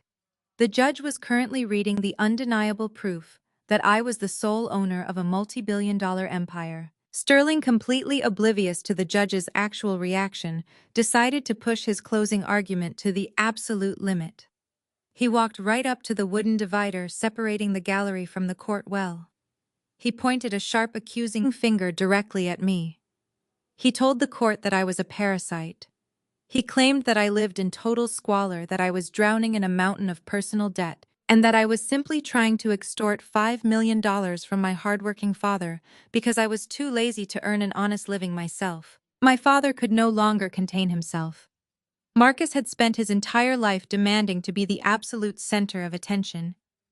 He could not let his lawyer deliver the final crushing blow. His massive ego required him to be the one to publicly destroy me. He wanted the absolute satisfaction of watching me break down in tears inside a court of law. Marcus pushed his chair back so violently that the heavy wooden legs scraped loudly against the courtroom floor. He ignored all standard legal protocol and stood up right in the middle of his lawyer's speech. Sterling stopped talking, looking back at his client with a flash of panic, but Marcus waved him off dismissively. My father gripped the edge of his table. His face was flushed with a terrifying mix of rage and triumphant arrogance. He glared across the aisle at me, his eyes burning with years of built-up resentment toward the daughter who refused to obey his every command. "She is an absolute disgrace!" Marcus roared, his deep voice echoing violently off the high ceilings of the courtroom. He did not care about the rules of the court. He only cared about his own performance. He pointed his finger directly at my face. "She cannot even afford to pay her own rent, Your Honor. She is a complete failure who has accomplished nothing but bringing shame and ruin to my bloodline." Vivian let out a loud, dramatic sob, right on cue. Chloe smiled maliciously from behind her hand. Bradley crossed his arms, nodding in solemn agreement with my father's brutal assessment. Marcus leaned further over the table, his chest heaving as he delivered what he believed was the ultimate inescapable truth. How could a pathetic, uneducated dropout like her possibly survive in the real world if she was not actively defrauding her own generous family? She is a criminal, and she needs to be punished for biting the hand that fed her. The heavy silence that followed his outburst was suffocating. The entire courtroom held its breath, waiting for my reaction. They expected me to crumble. They expected me to hang my head in shame and beg for mercy in front of the judge. Instead, I simply sat back in my leather chair, adjusted the lapel of my crimson blazer, and maintained a look of utter, absolute tranquility. Up on the bench, Judge Morrison had finally seen enough. He closed the thick black folder and placed his hands flat on top of it. He reached out and picked up his heavy wooden gavel. He raised it high and brought it down hard against the circular-sounding block. The sharp, explosive crack of the gavel sliced through the heavy tension in the room. It was so loud and sudden that my mother physically jumped in her seat. Bradley's smug smile instantly vanished. My father stopped breathing, his arm still pointing aggressively in my direction. "Order in my courtroom." Judge Morrison commanded, his voice cold, flat, and dangerously quiet. "Sit down immediately, Mr. Marcus." My father blinked suddenly, realizing he had overstepped. He slowly lowered his arm and sank back into his chair, though his chin remained held high with stubborn pride. He still believed the judge was on his side. He still believed the gavel strike was just a formality before the verdict was handed down in his favor, granting him the $5 million he desperately needed. Judge Morrison took a slow, deep breath. He took off his reading glasses and folded them neatly on his desk. He did not look at Richard Sterling. He did not look at Vivian or Chloe or Bradley. The judge looked directly across the courtroom at me. For a long moment, the judge and I simply held eye contact. There was a silent mutual understanding passing between us. He realized exactly what kind of trap my family had blindly walked into. I gave the judge a very slow, almost imperceptible nod of confirmation. Then Judge Morrison turned his head. He shifted his piercing gaze directly onto my father. The judge looked at Marcus with an expression of profound, almost tragic disbelief. It was the look you give to someone who is confidently bragging about winning a race while actively running in the wrong direction. "So they really do not know?" the judge asked. His tone was perfectly level, but the question carried a heavy, terrifying weight that made the temperature in the room plummet. Richard Sterling frowned deeply. The expensive lawyer looked down at his legal pad and then back up at the bench, clearly completely lost. He stepped forward, his previous arrogance entirely replaced by a creeping sense of dread. "Do not know what, Your Honor?" Sterling asked nervously. Judge Morrison leaned forward, resting his forearms on the bench. He looked right into my father's arrogant eyes, preparing to deliver the reality check of a lifetime. Richard Sterling broke the heavy silence that had fallen over the courtroom. The highly paid, notoriously aggressive lawyer swallowed hard, his Adam's apple bobbing visibly above his silk tie. "Do not know what, Your Honor?" Sterling asked. His voice had lost all of its theatrical boom. It was replaced by a thin, reedy squeak of genuine panic. He looked down at his legal pad and then back up at the bench, clearly realizing that the ground beneath his feet was rapidly giving way. Judge Morrison did not look at the nervous attorney. He kept his eyes locked dead onto my father. Marcus was still standing on the other side of the courtroom, his chest puffed out in a ridiculous display of false authority, waiting for the judge to agree with his cruel assessment of my life. "I want to be absolutely clear, Mr. Marcus." Judge Morrison began, his deep voice echoing powerfully through the silent, vaulted room.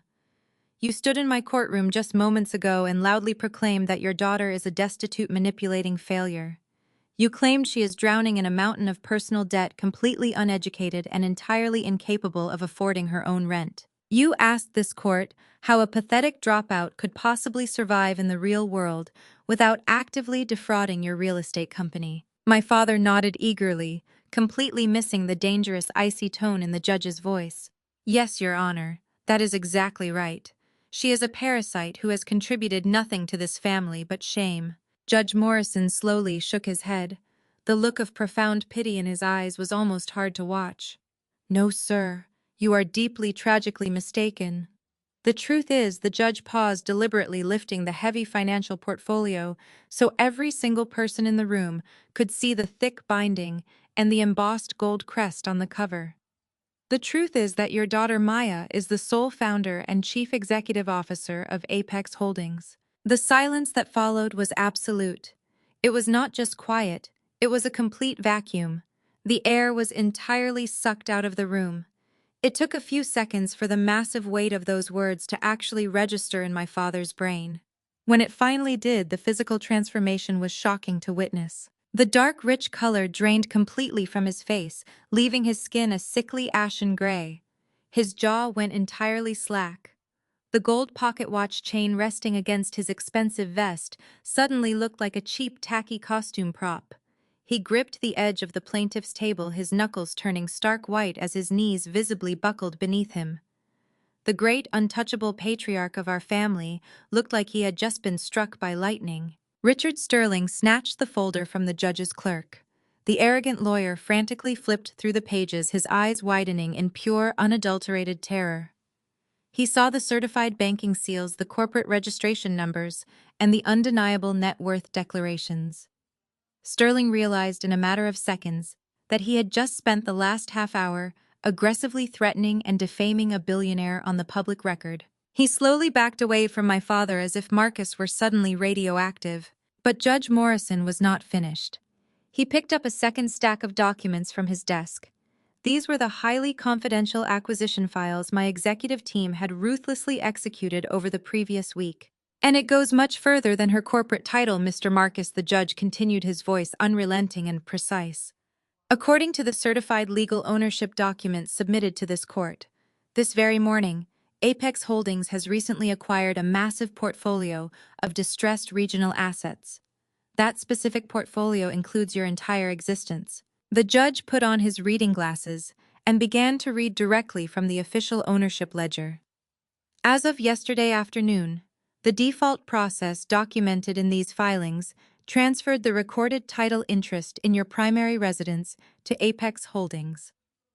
That sprawling multi-million-dollar mansion you love to show off to the community is now legally controlled by the daughter you just called a disgrace." My mother Vivian let out a loud, strangled gasp from the plaintiff's table.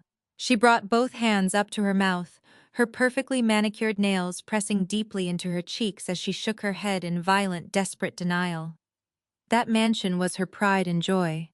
It was the fortress where she hosted high society luncheons and actively excluded me to protect her perfect image. Now it belonged entirely to me. The judge did not stop for her theatrical display. "Furthermore, your real estate company is carrying a massive, unsustainable amount of toxic debt. Apex Holdings acquired every one of your outstanding business loans, your maxed out lines of credit, and the recorded deed to your corporate headquarters through the completed default transfers. You have no equity left in the headquarters, Marcus. You are operating your company inside a building that belongs completely to her firm." A murmur rippled through the gallery behind us. Members of our community, the very people my parents had specifically invited to witness my ultimate public downfall, were now gasping and whispering in absolute shock. They were watching the rapid, brutal dismantling of a local empire. And finally, the judge said, looking directly over his glasses at my mother, "The Oak Ridge Community Church, where you both hold prominent seats on the board of directors. Your family has taken great pride in funding their recent expansion projects. Unfortunately, you financed those generous donations through high-interest commercial loans, which Apex Holdings has also acquired. She practically owns the ground you prey on." Judge Morrison set the heavy stack of papers down and leaned back in his high leather chair. He looked down at my father, who was now trembling uncontrollably, heavy beads of sweat forming on his forehead. "So to answer your previous highly aggressive question, Mr. Marcus, your daughter does not need to pay rent. She does not need to steal your money to survive. Because she is currently the sole landlord of your entire life. You are the one living on her property. You are the one operating on her borrowed time. And quite frankly, after reviewing your financial negligence, I am amazed she has allowed you to remain on the premises this long." My father collapsed back into his chair as if he had been physically pushed. He could not look at me. He stared blankly at the scarred wooden table, his chest heaving rapidly as he tried to process the catastrophic reality that his entire world had vanished into thin air. His decades of hard work, his obsession with social standing, his arrogant, toxic pride, it was all swept away in less than 5 minutes.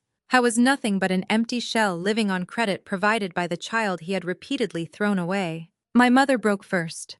Vivian let out a piercing, hysterical wail that echoed violently off the high ceilings of the courtroom. "No," she screamed, pointing a trembling, desperate finger at me. "No, that is impossible. It is a lie. She is just a dropout. She is a massive disappointment. She is nothing. She cannot take our house. She cannot take my home away from me." She was sobbing openly now, the heavy, expensive makeup running down her face in dark streaks. She completely abandoned her poised upper-class facade. The cognitive dissonance was breaking her mind. She realized she was at the absolute, unforgiving mercy of the daughter she had treated like dirt for over a decade. The woman who had told me I was a stain on our bloodline was now effectively my tenant. Beside her, my sister Chloe was hyperventilating. The reality of losing her family's wealth and her inherited status was hitting her hard. She looked around the courtroom, wildly searching the faces of the gallery for any possible lifeline, any sign that this was just a terrible nightmare. She turned and grabbed her husband's arm, her perfectly manicured nails digging fiercely into the expensive fabric of his navy suit. "It is okay," Chloe gasped out, her voice loud, shrill, and frantic as she clung to Bradley. "It is fine. We do not need her dirty money. We do not need my parents' bankrupt company. We still have your family, Bradley. We still have the historic trust fund. We have the estate and the ancestral wealth. We are untouchable. Let her have this garbage. We are walking away from this." Bradley stood there, stiff as a board. He did not comfort his panicked wife. He did not pull her close or reassure her that everything would be all right. He just stared across the aisle at me with wide, terrified, completely hollow eyes. He knew exactly what was coming next. I looked at Chloe, clinging desperately to a financially ruined man whose darkest secrets were about to be dragged into the unforgiving light of a county courtroom. I felt no pity. I felt no hesitation. I calmly pushed my heavy leather chair back and stood up.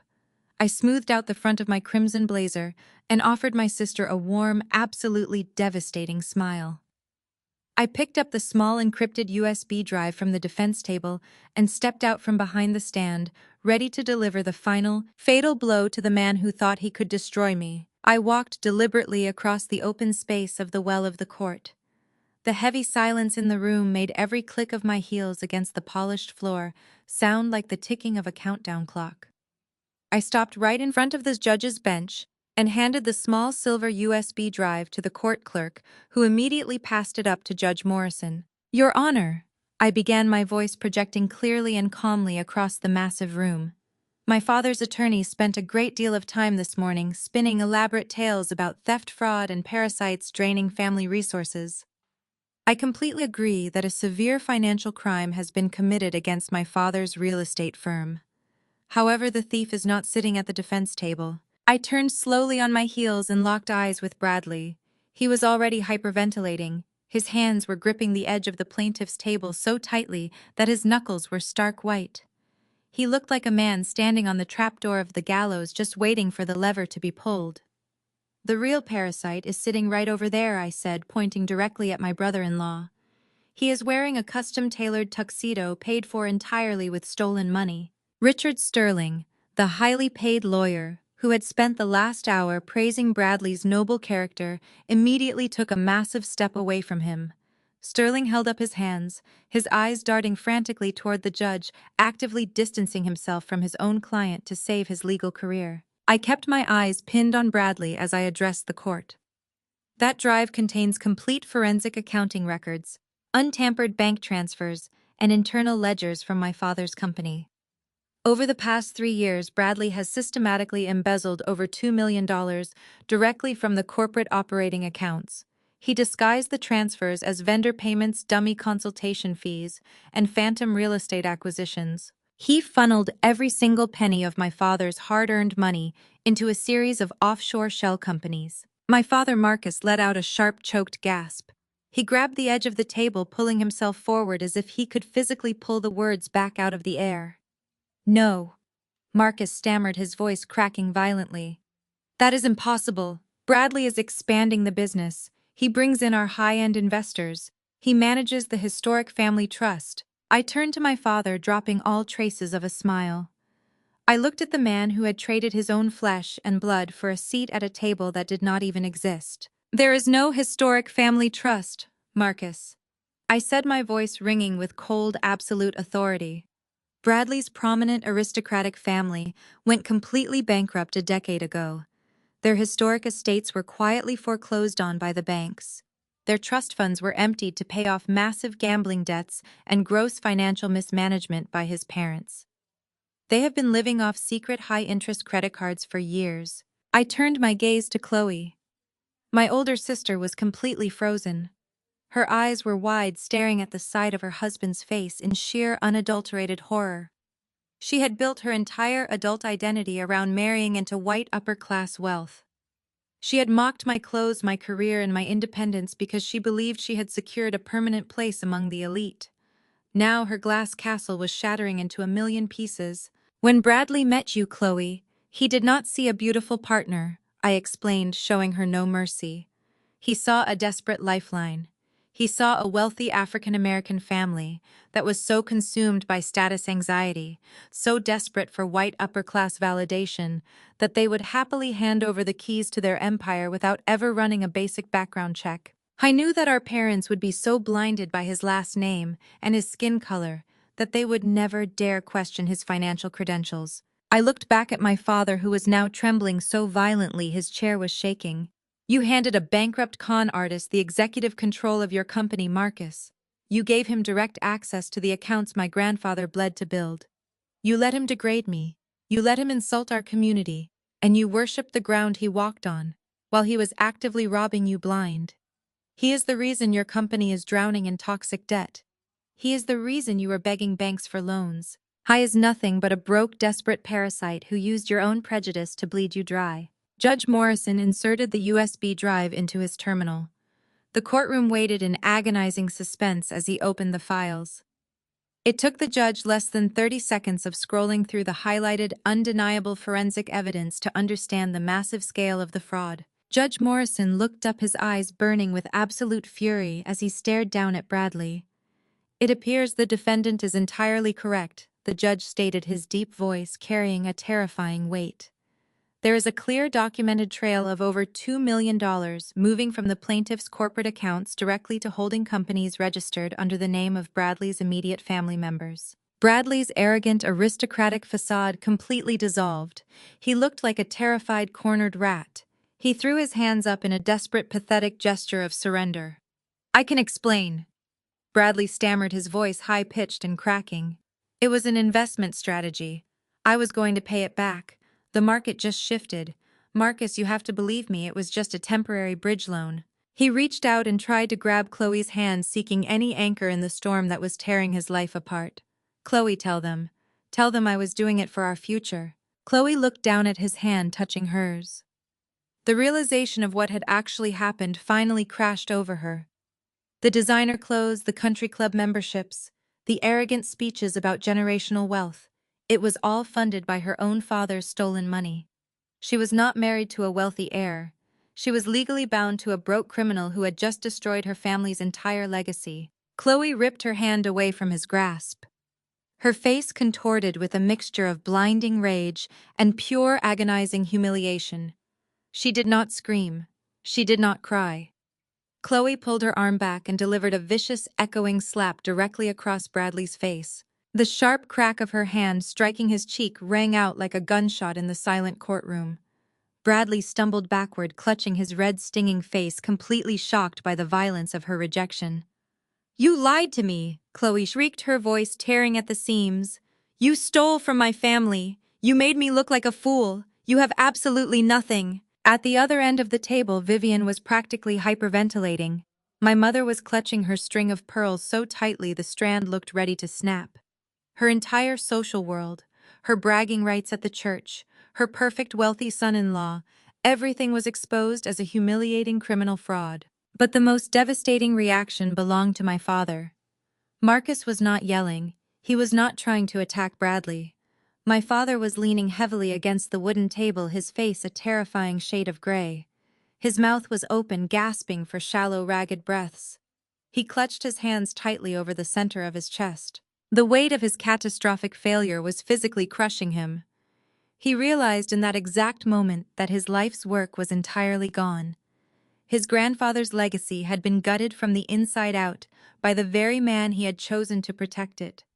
He had thrown away his own flesh and blood, disowned me, and dragged me into court, all to defend a man who was actively pushing him into bankruptcy. Marcus looked up, his breathing incredibly labored, and his panicked, bloodshot eyes locked onto mine. Through the overwhelming physical pain of his shattered ego, the ultimate terrifying reality finally dawned on him. His company was empty. His house was collateral. His golden son-in-law was going to federal prison. My father stared at me, clutching his chest, realizing that the daughter he had just publicly humiliated, the daughter he had deemed a worthless disgrace, was now the sole owner of every single asset he had left. I was the absolute only person in the world who had the power to save him from living on the streets, and I had absolutely no intention of showing him any mercy. The heavy silence in the courtroom did not last long. It shattered into a million jagged pieces the moment the reality of my family's total financial ruin finally settled over the room. The polished upper-class facade they had spent decades carefully maintaining completely dissolved in a matter of seconds. I stood behind the defense table, my hands resting calmly on the smooth wood, and watched the magnificent chaotic implosion of the people who had tried to destroy me. Chloe was the first to completely lose her mind. She stared at Bradley as if he had just transformed into a terrifying monster right in front of her eyes. Her perfect manicured image was entirely gone. She reached up and frantically unclasped the heavy diamond necklace she had been parading around all morning. She threw the jewelry directly at Bradley's chest. It hit his expensive suit and clattered loudly against the hardwood floor. "I want a divorce right now!" Chloe shrieked, her voice echoing violently off the high vaulted ceilings of the courtroom. She did not care that the gallery was full of our community members. She did not care about social decorum anymore. "You are a disgusting lying scammer. You told me your family owned historic estates. You told me you had endless trust funds. You made me look like an absolute fool in front of everyone I know. I am not staying married to a broke, pathetic criminal. I am filing the papers today." Bradley did not cower. The terrified, cornered rat I saw just moments ago suddenly vanished. With nothing left to lose and his wealthy cover completely blown, he dropped the polite aristocratic gentleman act entirely. His face twisted into a vicious, ugly sneer. He looked at my sister with absolute, unfiltered disgust. "Do not act like you are an innocent victim here," Bradley fired back, his voice dripping with pure venom. "You are nothing but a shallow, desperate gold digger. You were so completely obsessed with getting a white husband and a fancy last name that you practically threw your father's checkbook at me the day we met. You and your parents were so incredibly eager to buy your way into high society that you never even bothered to run a basic background check. You wanted a trophy to show off at your ridiculous country club, and I wanted a blank check. We both used each other, Chloe. The only difference is that I am actually smart enough to walk away with the cash." The brutal, racist truth of his words hit the plaintiff's table like a physical bomb. He had played on their deepest insecurities, their desperate need for white validation, and he was now mocking them for it in a county courtroom. He had weaponized their own prejudice against them, bleeding their family dry while secretly looking down on them the entire time. Marcus let out a loud, agonizing groan. He slumped forward over the table, clutching his chest even tighter. The great real estate mogul, the man who had disowned me for not being submissive enough, was now being openly humiliated by the very man he had chosen to replace me. He had sold out his own daughter, his own community, and his grandfather's hard-earned legacy to a con artist who secretly despised him. The realization was physically breaking his heart. His breathing became ragged and shallow as he stared at the floor, unable to process the absolute destruction of his life's work. Richard Sterling, the high-priced attorney, who had promised them an easy victory, did not say a single word. He quietly snapped his two massive leather briefcases shut, turned around, and practically sprinted down the center aisle of the courtroom.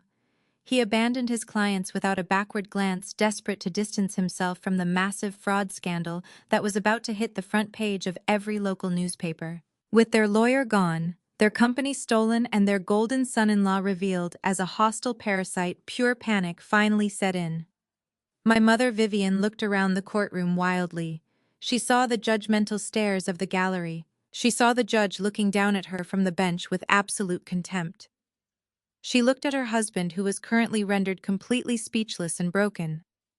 Then Vivian turned her desperate, tear-filled eyes toward me.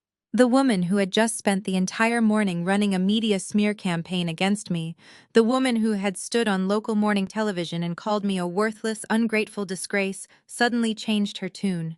She scrambled out from behind the plaintiff's table. She practically ran across the aisle, stopping just short of the wooden divider that separated us. Vivian dropped her proud, untouchable matriarch persona completely. She gripped the wooden rail with shaking hands, tears streaming down her ruined makeup. "Maya, please," Vivian sobbed, her voice cracking with raw, unfiltered terror. "You have to stop this. You cannot let them take everything. We are your parents. We gave you life." I did not move. I did not flinch. I just stared at her, letting her desperate words hang in the silent air between us. "Maya, blood is thicker than water," Vivian cried out, her voice echoing pitifully through the quiet courtroom. "We are family after all. You cannot push your own parents out onto the streets. I know we made mistakes. I know we were harsh. But you have to protect your family. Please just give us the house back. You have so much money now. You do not need to ruin us. We will do whatever you want. We will make it right. Just do not leave us with nothing." She was begging. The great Vivian, who had told me to swallow my pride and take a $5,000 check at the anniversary gala not long ago, was now openly begging for her financial life. She was pleading for the very mansion I now legally owned. Marcus slowly lifted his heavy head from the table, looking at me with defeated, hollow eyes, silently echoing his wife's desperate plea. They had absolutely nowhere else to turn.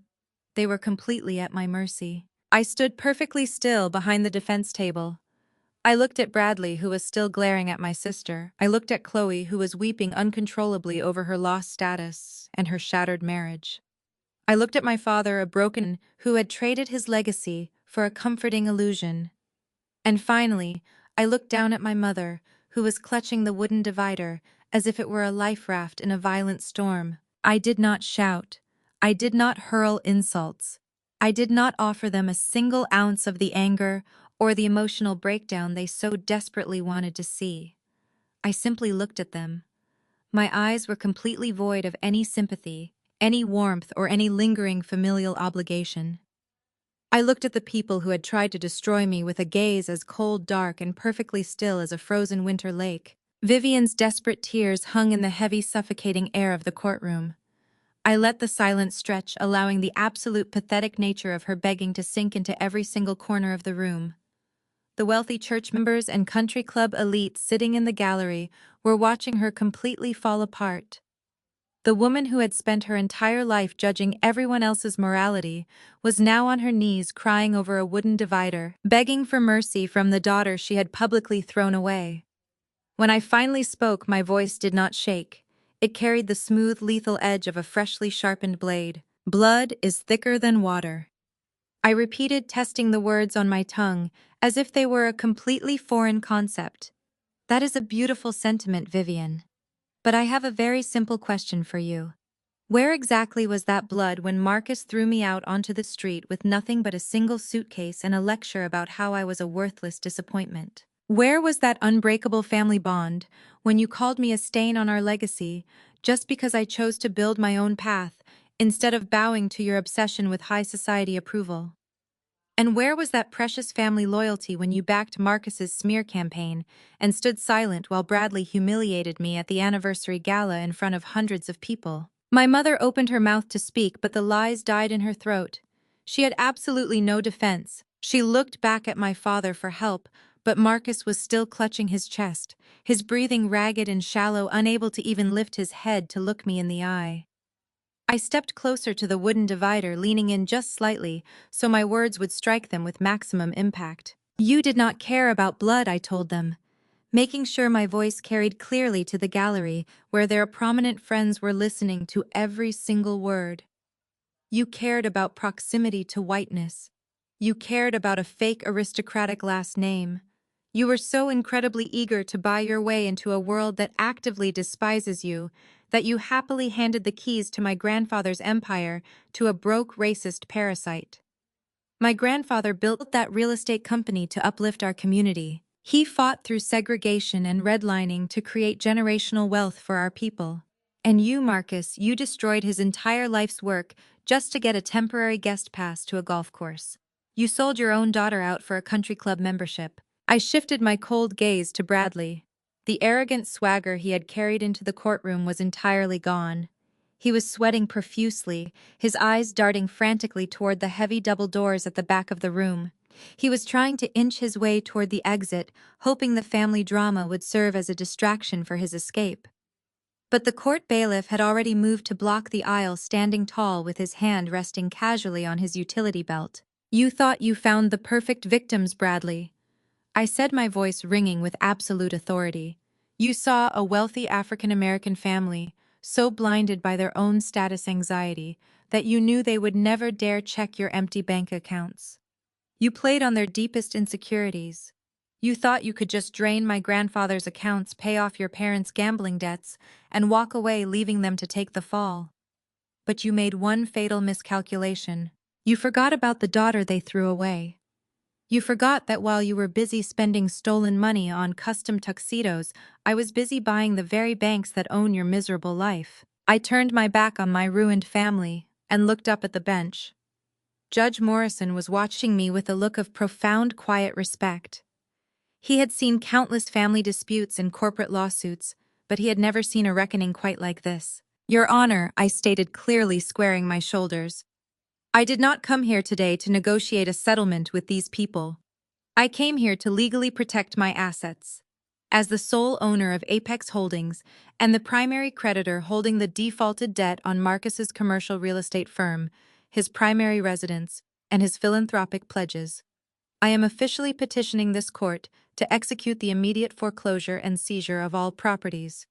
They have defaulted on every single loan. I want the eviction notices served today. Furthermore, I am requesting that the forensic evidence on that drive be handed directly over to the district attorney for the immediate criminal prosecution of Bradley for grand larceny, corporate fraud, and the embezzlement of $2 million. Vivian let out a blood-curdling scream.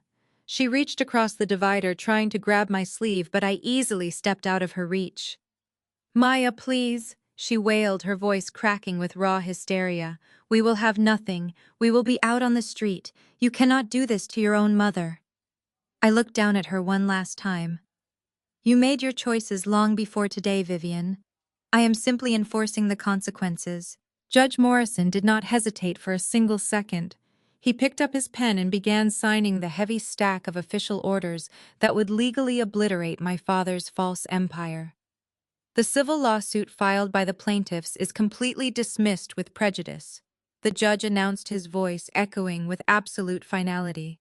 I am granting the defense's petition for immediate asset seizure due to severe documented financial delinquency. The properties in question are to be surrendered to Apex Holdings effective immediately. The judge then looked toward the bailiff near the back of the room. Preserve the defendant's USB as evidence, and transmit a certified copy of this record to the district attorney, immediately Judge Morrison ordered. Mr. Bradley is not to interfere with the evidence or disrupt these proceedings while that referral is being made. Bradley shot to his feet as if he intended to bolt for the doors, but the bailiff stepped squarely into the aisle and blocked his path. "Sit down, sir," the bailiff said. Bradley stopped cold. The wealthy, untouchable aristocrat dissolved into a sweating, terrified coward as he realized the civil case he had expected to use against me had just created a formal criminal referral against him instead. Chloe sank into her chair, staring at the husband whose lies had detonated her entire life. The courtroom no longer saw a prestigious air. They saw a man whose financial records were about to be examined by prosecutors. Marcus finally collapsed completely. He slid out of his heavy leather chair and hit the courtroom floor, clutching his chest as he gasped for air. Vivian dropped to the floor beside him, wailing loudly over his trembling body, screaming for someone to call an ambulance. Their perfect, pristine family image was reduced to a heap of sobbing, bankrupt strangers crying on a dirty courtroom floor. I did not stay to watch the paramedics arrive. I calmly reached down and picked up my sleek leather handbag from the defense table. I turned around and began to walk down the center aisle of the courtroom. The gallery of wealthy church members and country club elite instantly parted for me like the Red Sea. Nobody whispered a single word of judgment. Nobody looked at me with pity. They shrank back, watching me with pure, unadulterated awe and absolute terror. They knew they were looking at the most powerful woman in the city. I pushed open the heavy oak doors of the courtroom and stepped out into the bright, warm sunlight. I left the desperate, agonizing screams of the people who had tried to destroy me echoing behind the closed doors. I took a deep breath of the fresh morning air, walked down the concrete steps toward my waiting car, and smiled. The legal consequences did not resolve in a single dramatic afternoon. Real life rarely moves that cleanly. But once the courtroom record existed, the financial structure my family had hidden behind could no longer survive on appearances. Apex Holdings took control of the defaulted properties through the enforcement process already documented before Judge Morrison. Marcus lost the company headquarters first. The building that had carried his name for decades was no longer his office, his symbol, or his bargaining chip. The Buckhead house followed. For years, Marcus had treated that mansion like proof that he had won at life. He hosted dinners there, lectured me there, and used its gates to decide who belonged and who did not. When the final transfer was completed, he had to leave it behind. Months later, I heard through public records and the few mutual contacts I had not blocked that Marcus was renting a small apartment on the outskirts of the city. There was nothing glamorous about it. No private drive, no dramatic staircase, no room large enough to host the people he had spent his entire adult life trying to impress.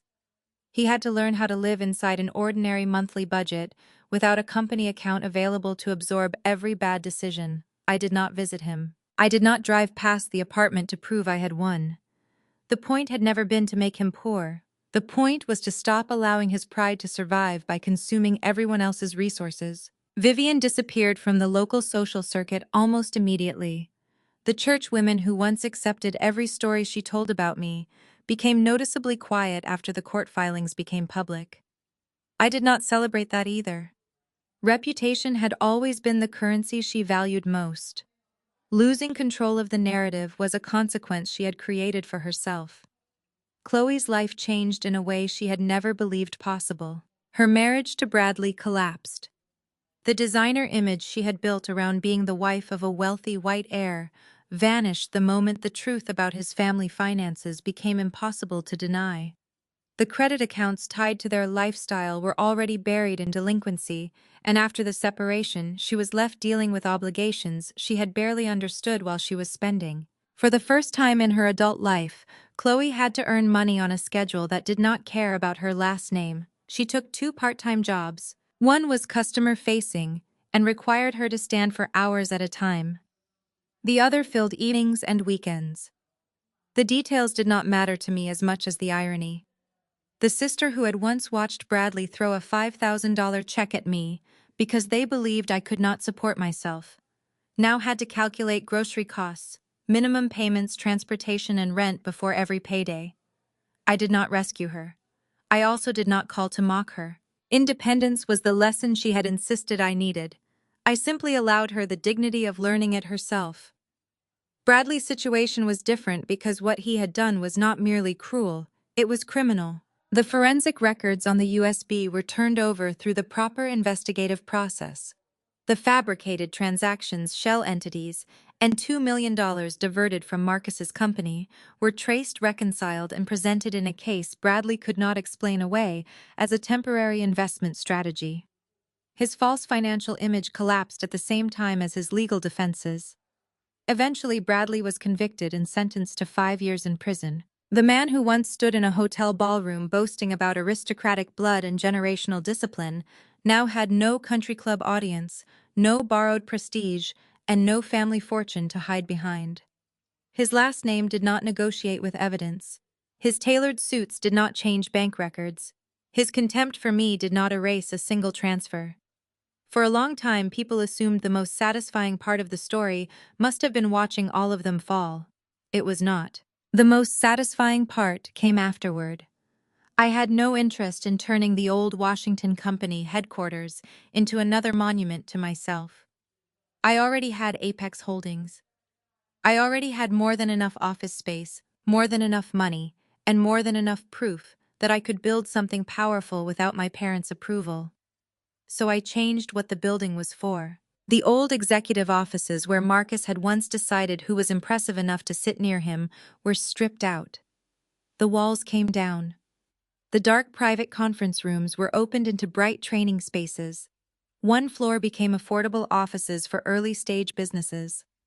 Another became classrooms for financial literacy, contract negotiation, accounting basics, and access to capital. Then I created the part that mattered most to me. I turned the center of the building into a support and entrepreneurship program for women of color who had been rejected, underestimated, or financially controlled by their own families. Some arrived with business plans and no funding. Some arrived with professional skills but years of being told they were not leadership material. Some had left homes where money was used as a leash. Others had simply spent so long being assigned the role of the difficult daughter, the irresponsible sister, or the family disappointment that they had forgotten how much ability they actually possessed. I knew that feeling too well. The program did not hand out sympathy checks. It offered practical tools. Legal clinics helped women understand contracts before signing them. Financial counselors helped them establish independent credit and emergency savings. Experienced founders reviewed business models. Mentors taught negotiation, pricing, hiring, and how to recognize the difference between genuine family support and control disguised as generosity. On opening day, I watched a young founder sit across from a volunteer accountant and realized that the numbers she had been afraid of were not evidence that she was incapable. They were simply information she had never been taught to read. Her shoulders relaxed as the plan became clear. That small shift reminded me why the building mattered.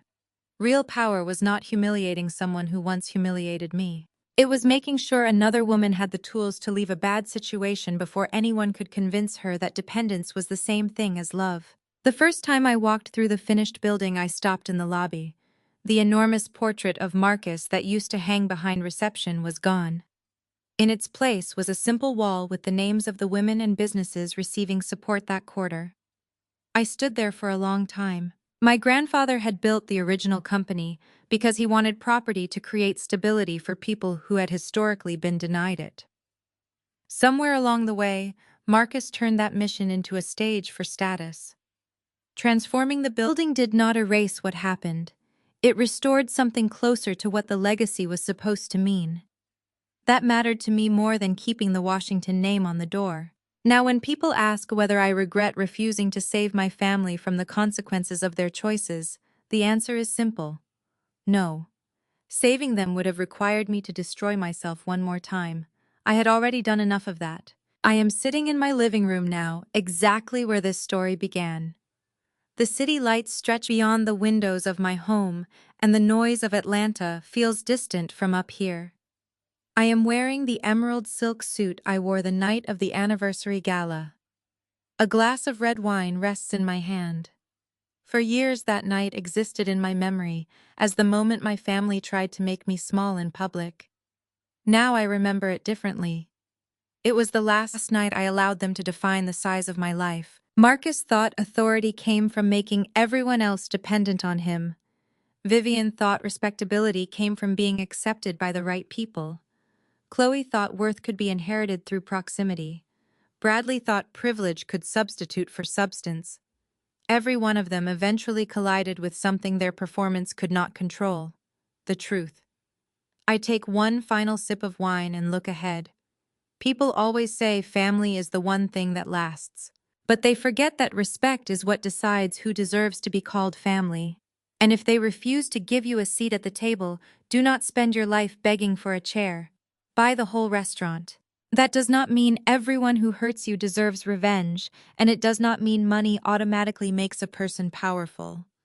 What changed my life was not the size of Apex Holdings. It was the moment I stopped using my success to purchase acceptance from people who had already decided I was beneath them. For years I thought strength meant enduring more. I thought a good daughter kept explaining, kept helping, kept paying, and kept showing up no matter how she was treated. I was wrong. Sometimes strength is knowing exactly where your responsibility ends. Sometimes peace begins when you stop rescuing people from consequences they created while hurting you. My family gave me the role of failure long before they knew anything about the life I was building. I could have spent decades trying to correct their opinion. Instead, I built something their opinion could not touch. That is the lesson I carried forward into every business I funded and every woman we helped through the new center. Your worth does not become real only after the people who dismissed you finally recognize it. It was real before they applauded. It was real while they laughed. It was real when you were sitting alone at the worst table in the room. If you have ever had to draw a hard boundary with relatives who confused love with control, share your story in the comments. And if this story meant something to you, subscribe and stay with this community. Sometimes the most powerful comeback is not convincing people they were wrong. It is building a life where their opinion is no longer relevant.